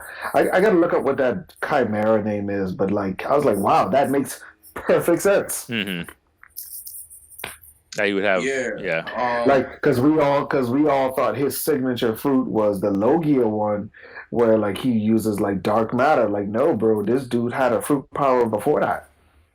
Either that or that fruit actually like kind of like the rubber fruit has it's not the dark fruit, like it's not the yami fruit, it's actually something else which gives him the chimera powers. No, but no, what I'm saying is he originally had the chimera one, and then remember when he killed Thatch, that's when he took the yami. I see. And then of course when Whitebeard died, he took the Quake fruit. Quake fruit. So yeah, the head, chimera, dark matter, earthquakes. Okay. I'm not mad at that theory. Now what that awakening of that fruit look like, time will tell. I don't know, man. The design didn't really win me over either, at all. I'm not mad at the design. Bro, you because you got you can't really fight on that one, bro. You really can't. I mean, you have way more interesting designs. Like Snake Man look more interesting. But they're still there. But it's just like, bro, like this is the epitome of his, like, gotta say it, for his mythological god-like fruit powers. It's just, and you needed a color palette. You gotta throw in a color palette to seal the deal. That's true. I mean, because of that and that aspect, because you look at Gear 2. Gear 2's have been, it's red. Gear 3 obviously doesn't really have like a color, but obviously it's a size. And then Gear 4 is the hockey influence gear, so it's like a black red. I mean, okay. What's the answer for something like this? We've seen Bugs Bunny draw the episodes for a Looney Tune several times, talking fourth person, like third person. I mean, like Deadpool. I mean, yeah, man. Like, so what is Luffy gonna do? He's gonna paint a wall, and the train's gonna come out to finish the next enemy.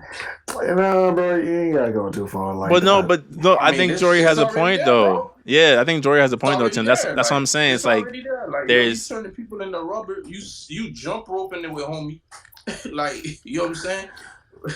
It's there. Like you're downplaying again. I'm not saying that obviously Oda has proven himself able to write serious scenes, but it's hard to again take the villain seriously. If I can punch them into a wall and they walk out and the walls in the crater how I knocked them in. It just takes something away from the intensity of what's going on, in my opinion. I think it's gonna play out when the Blackbeard fight happens. That's what because I think that's where my mind is, knowing what we know about him.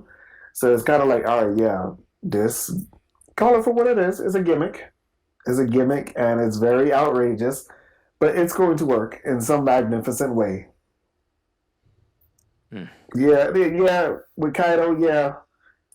Because, like, yeah, I get it. Because with Kaido, you were thinking brute force meet brute force. So yeah, everybody already had in their minds of Gear 4, Snake Man with the mix and match of that. But of course, look what happened. One shot, boom, gone. Mm-hmm. So yeah, like bro, you need a different you need a different force. Like yeah, monsters fight monsters, but you have a different type of monster. I mean, I get he's trying to go for the Oscar nominee, subvert expectations, but nah. Yeah,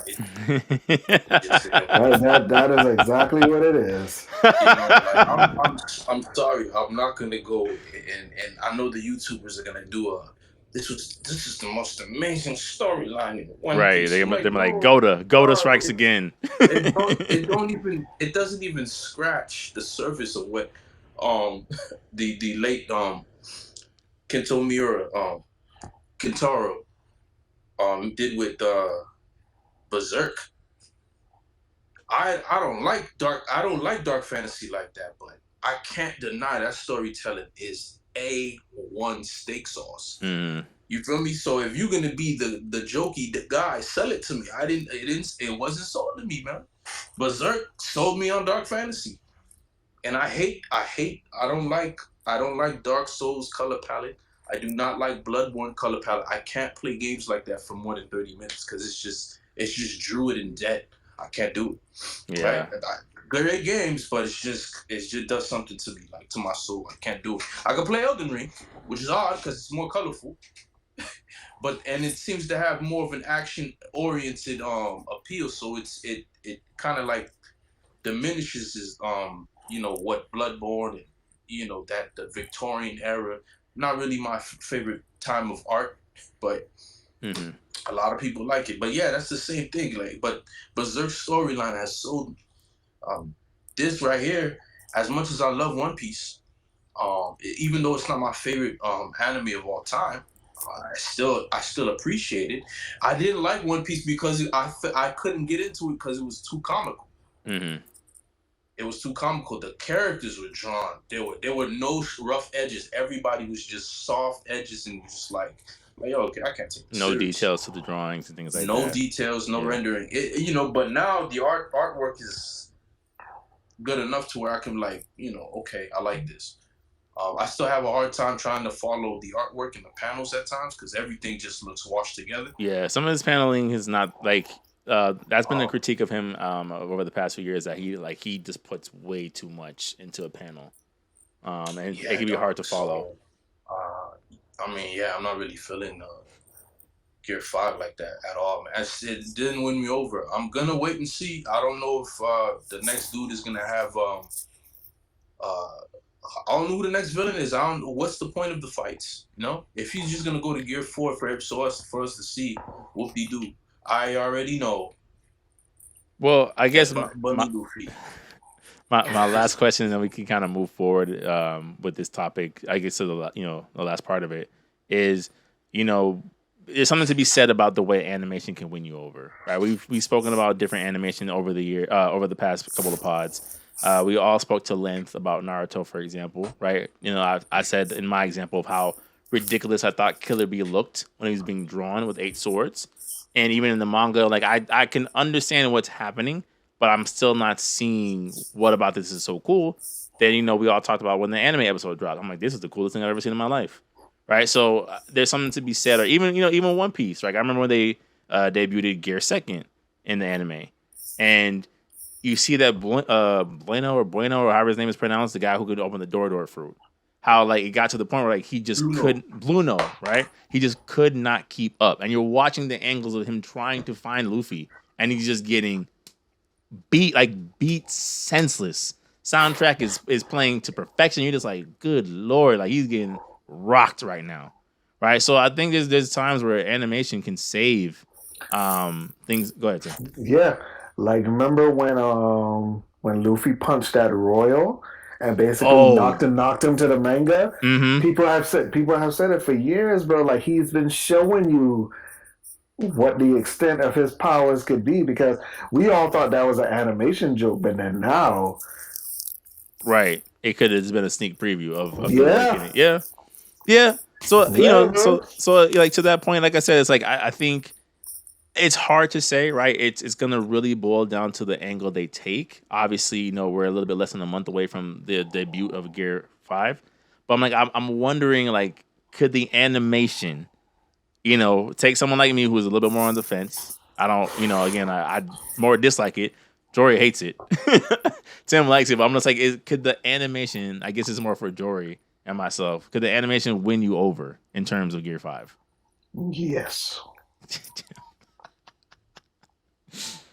It's gonna be for me what Meliodas is to Seven Deadly Sins.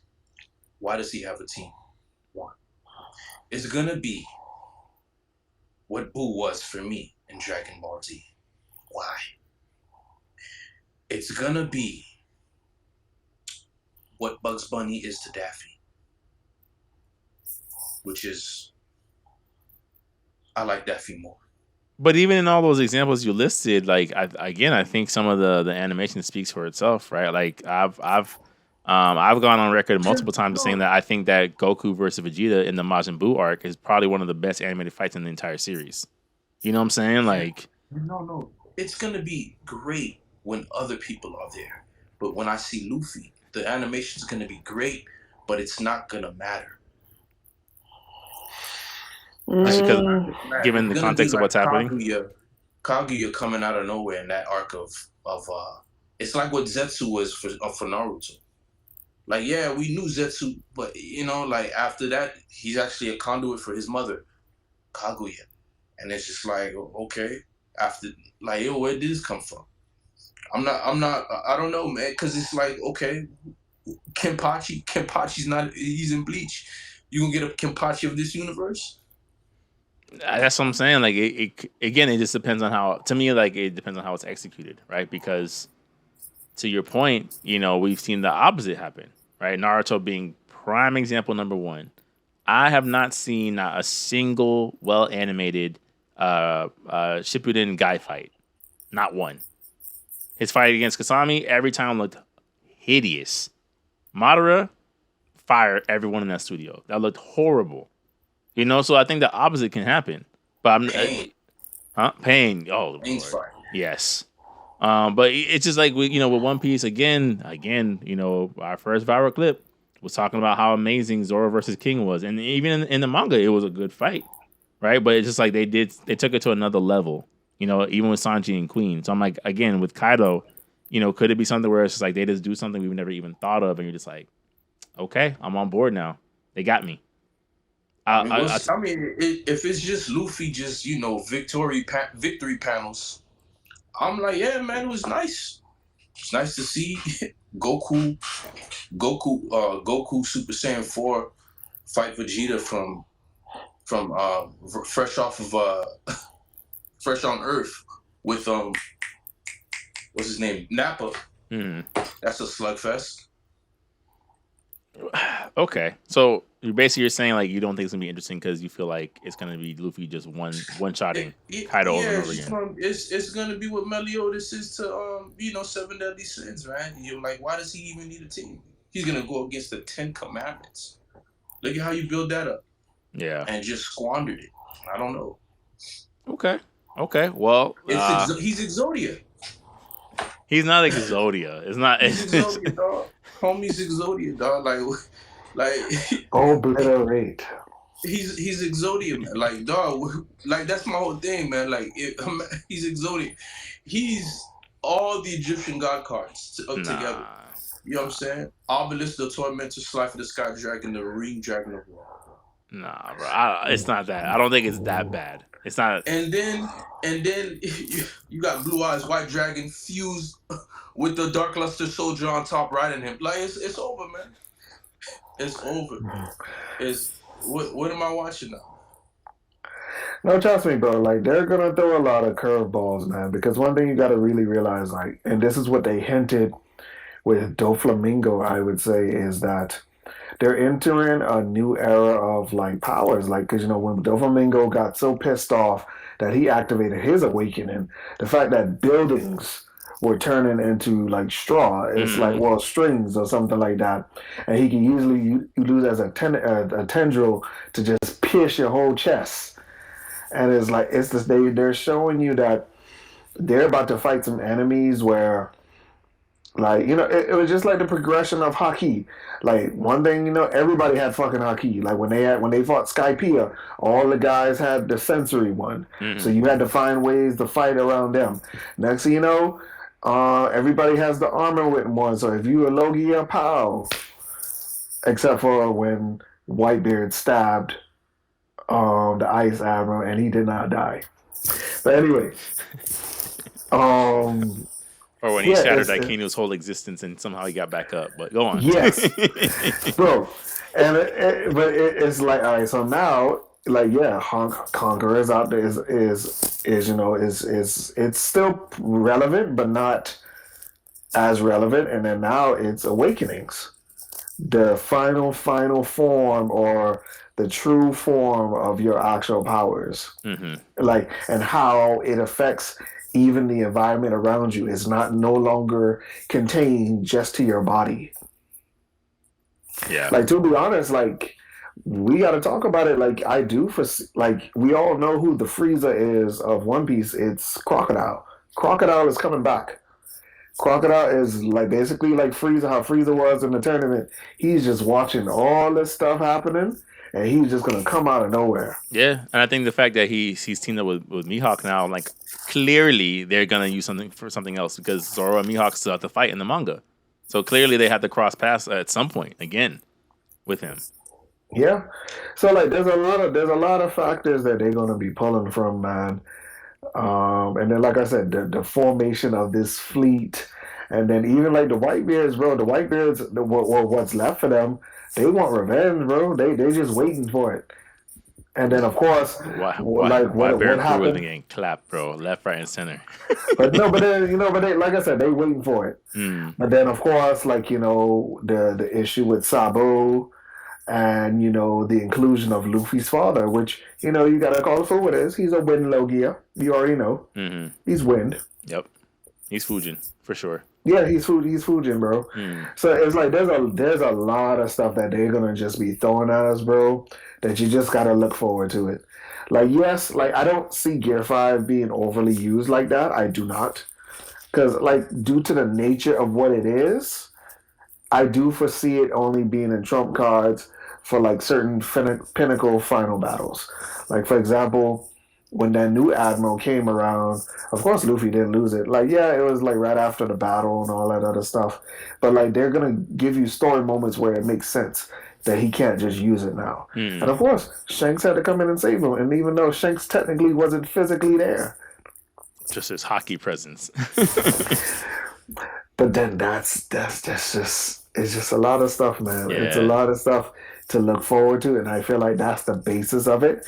And you just gotta look at it because, like, bro, it's the longest running anime manga for a reason.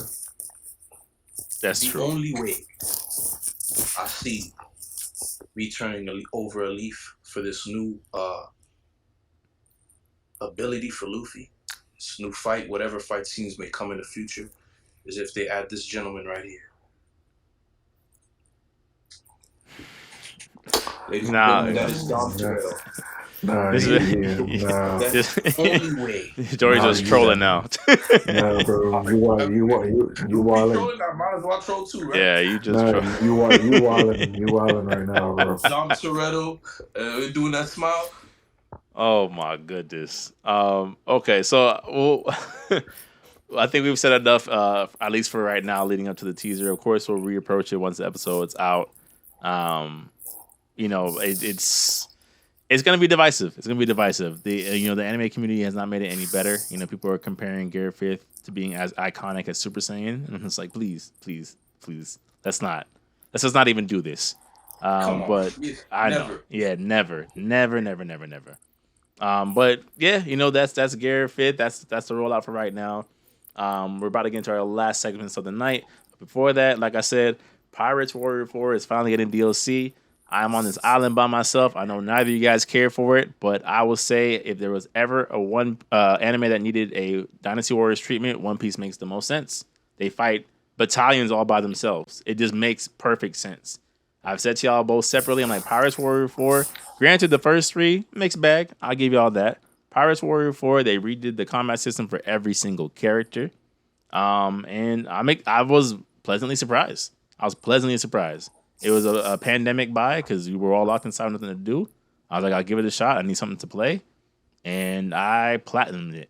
Like that's how entertaining it was, So that's. I mean, I have nothing against the game. I did feel out of all the Dynasty Warriors palette style games, that was one of the ones that I did like the most. Like to me, when it comes to One Piece games, I'm always going to be a fan of the fighters from the PS2 era because that's just like it captivated me so much, bro. Like, and I just like before I turned 40 or something, like please just give us another fighter, bro. Yeah. But then of course, like the DLC, it makes sense. Reviving a game that old though, but it's going to show you, man.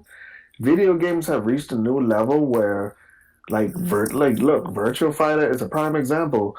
That gameplay is over 13 years old, and they just slapped a new graphics look on it with some clothing DLC, and just said, "Here, have a good day in esports." Right. And guess who bought it? We all did. Yeah. Yeah. Yeah.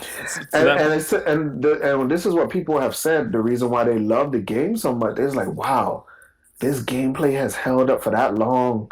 There's no cheating fireballs. There's no meter. It is pure. Get these hands in a timely fashion, and you can't beat that, bro. Especially in the pool of games that we have now. Because you gotta even say, like, bro, even Tekken got meter burn characters now. It had to. Yeah. That whole rage art meter was an inevitability if you think about it. Yeah. So, like I said, man, even to get back on topic, like, it makes sense for Pirate Warriors, especially because that was the game that had Kaido in it, correct? Yep.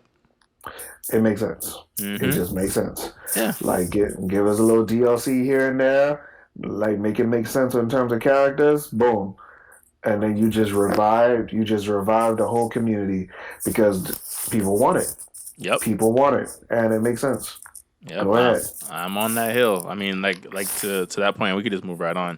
But to that point, it's like when I saw that they went through the details. I mean, of course, every anime game is lazy to some degree, but they went through the details to give Kaido a regular moveset and a dragon moveset. For Big Mom to have a regular moveset and the moveset where her hair is on fire and she's riding on the cloud. Like they really took their time to make sure every single character in that roster.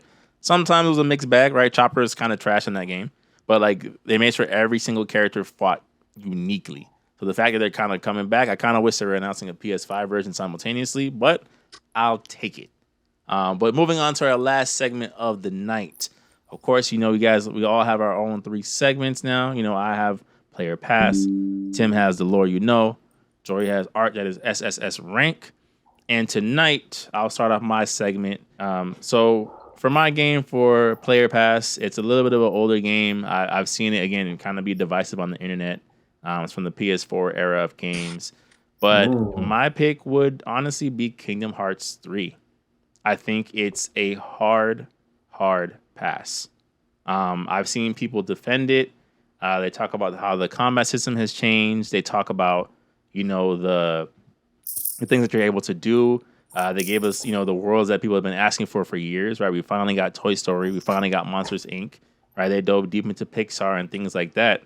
But having looked back at the game, having looked back at the DLC, having looked back at the way the story ended, I'm over it.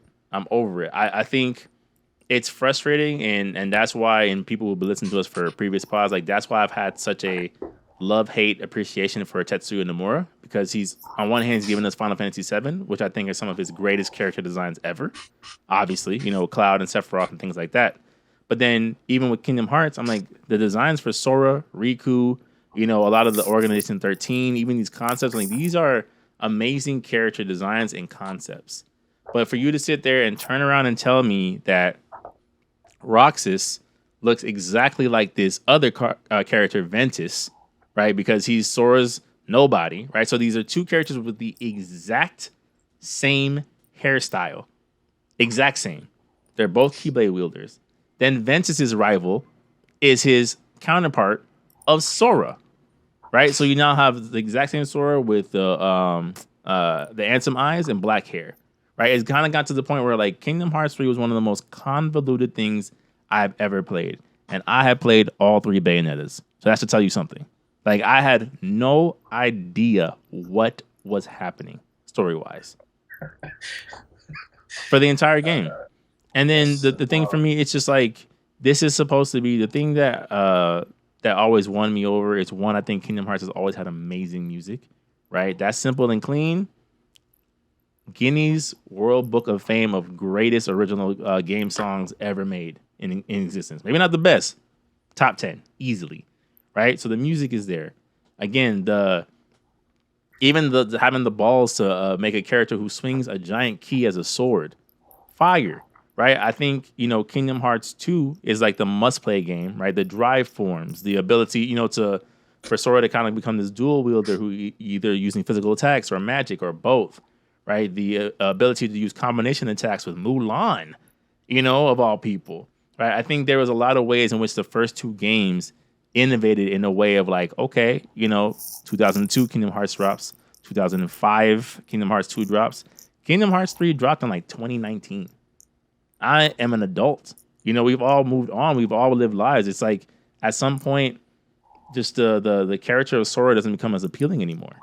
And I just don't think Kingdom Hearts 3 had enough going for it to warrant that trailer we got a year ago for Kingdom Hearts 4. I think this series, to me, if they're not gonna go kind of back to what made it popular, which was the delicate fusion and dance of Final Fantasy and Disney characters, please just hang it up. The fact that they made a music and rhythm game after this should tell you everything you need to know. It's done. They don't have any more ideas. It's just they're nostalgia baiting at this point, and I think Kingdom Hearts 3 was the biggest perpetrator of that. I should not have to watch Square Enix's version of them recreating Tangled's. Sorry, not recreating Tangled. Recreating Frozen's "Let It Go" in a game. I don't need to see Sora and Donald and Goofy singing "Let It Go." And that's my passive play for today. Wow. Okay. I agree. I accept. Thank you. I agree. So, gentlemen, it's funny you said Bayonetta. In my hands, right now, I am looking at an actual picture of art that is SSS Rank. We're going to go off. We're going to start off with Bayonetta 2. See here, tall woman, very tall stature. The reason why I love Bayonetta's enemy design. Every time you get, number one, it's already interesting that she's fighting angels instead of demons, right? Mm-hmm. It's a very interesting concept that I first wasn't really a fan of, because I just like, okay, so how is the enemies gonna look? But they actually decided to have their own creative freedom on their interpretation of angels, and I appreciated that because I loved how the enemies came together. Give some examples of basically how some of the enemies were and how the enemies operate. They were like nothing I've ever seen before. So we're going to turn the page, and we're going to move on to some of my favorite enemies in Bayonetta series. So we have this gentleman right here, as you guys can see the name. Oh, mm-hmm. Right? That this is the sword on the face and headless. And he was a very challenging enemy, and they had very cool perks. Like I remember at one cutscene, these two summoned out of nowhere to cut a bridge in half, causing you and John to fall as you guys were trying to hit to Paradiso. to go save the young man. I forgot his name, Loki. And then some of the returning enemies. These are some of the new enemies in Bayonetta, like the Angel Centaurs. But one of my favorite enemies, as far as the Bayonetta game series goes, was Grace and Glory. The two claws, the claw enemy that would shift around. I mean, those the way the enemies look, man, the artistry of it, man, just seeing the thought process. Every time I saw them in the first game, they game gave me a heart designers. attack. Yeah, I Because I mean, was like, oh no. I always held the enemy design just as important as how they play. You can't separate the two, just like you can't separate a fighting game character concept design and fighting style. They are one unit. That is why I'm not gravitated towards Virtual Fighter. I think their concepts for the character designs, they just don't stick with me. They're not very good. They're not very strong character designs. They're not horrible, but they're not very strong. So that's why I could probably never. That's really why I could never really get into the game. Like, oh, okay, these characters play cool, but it's just lame. Everybody's lame. You know, nobody comes across as striking. No, it doesn't have to be flashy, but give me something to stare at when I'm playing your game. This right here, man, from the way the gold, the accents of gold, the way the kingdom is interpreted with the Latin, and each angel having a name off of a concept in faith. Glory, you'll have another one called pride. The enemies will have pride, while the angels would have joy, graceful names, prayer, some very cool names, very interesting names. And I like just overall the design of the world. I liked how the architecture was kind of like that Victorian, but played around a bit and exaggerated. The enemies as well. None of them moved how I thought they would move. They all had their own fighting style and interpretation. You had one enemy that had hands for feet and had katanas at all four of its arms. It's called Sloth. My favorite enemy enemy to fight in Bayonetta. I just thought this design right here, having hands for feet and the katana at the end, was just amazing. Like, I've never seen anything like that. That's an interesting enemy to fight. So like now the animations I can't really anticipate it because it's actually fighting with his feet as well. It has hands for feet, so it's wielding two swords. It's just, I was just, man, this stuff like this is just what I asked for. This is what I really love. So that is why I picked this book as my SSS Rank World book. I'm a big fan of very, very imposing structures, a lot of space to fight, a lot of space to move, just letting my imagination and pulling me in. So that is why I chose this book for SSS Rank. It's one of the books that I look to for inspiration and to get a feel of how to think and how to, not knowing I can put these patterns together or I can put these colors together. Why did the artist go with this? And just seeing for myself the thinking process and borrowing and learning from that to apply to my own work in the future. And I love it, man. I thought I would get tired of the gold and white over and over again, but it drew me in. And I feel like that's what you need to do as an artist. So, guys, if you don't have one, if you're an artist, if you're looking for something to grab, with very good art, very creative composition and design, I'd go with this. It's a great choice. That's a great choice, actually. It's a great choice. If we have more time, I'm like, I think I'm like, you're right. Like, they were the first. You think of angels of like, oh, these are humanoid. It's Gabriel with wings. It's like, no. David's statue. All the statues of Michelangelo, chisel statues. Right. It's like, no, man was made in God's image. The angels, who knows? Yeah. So solid. I like that. And then Tim, go ahead and close us out. I know earlier you kind of gave us an extended preview into the lore, but for the people. I actually came up with a new one that I would actually like to talk about. The lore that I'm going back to this PS3 title of the original Dead Space. Okay.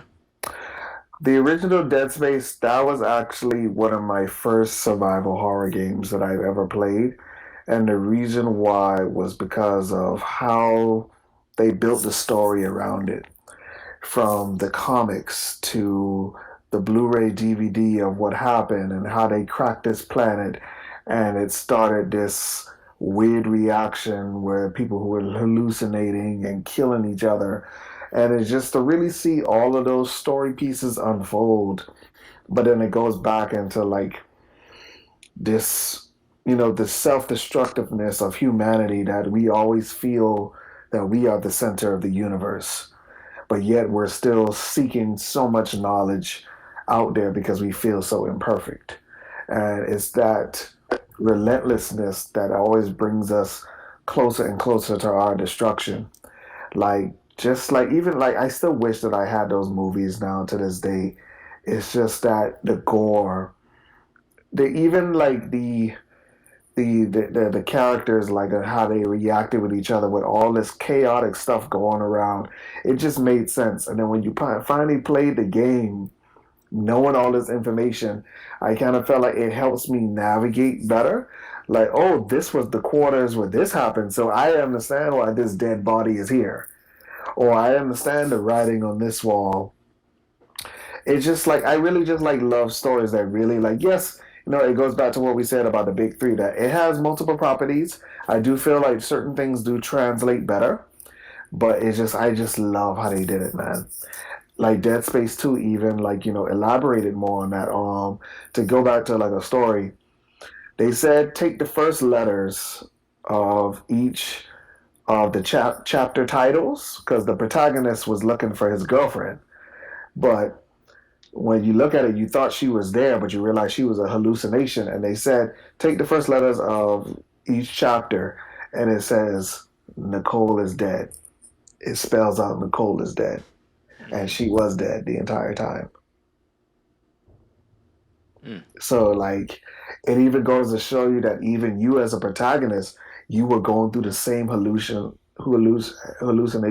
as the other people. And, there was moments where you almost tried to commit suicide and you almost were successful.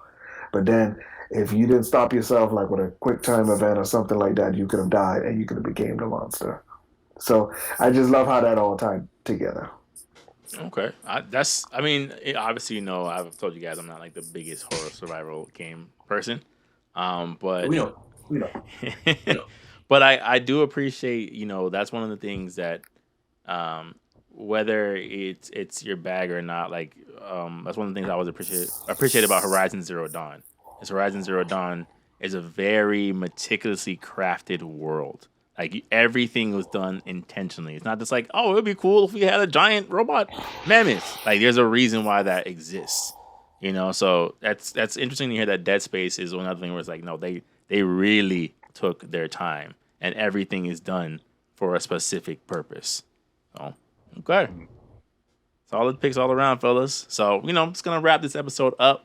Once again, thank you, for all our listeners who take the time to watch, even in parts or watch it in full. Thank you guys. We're committed to getting better. If you're watching this episode, obviously we're in a new format. We're just going to continue to improve. We're just going to continue to find ways to really take our podcast to the next level. But signing out for right now, I am Antonius the Gamer, once again joined by Super SS Rank and Mikkel Smith, and we are the Gamer Podcast with a new name and new logo and new things coming soon. So please, please, please stay tuned. Thank you guys for watching and listening.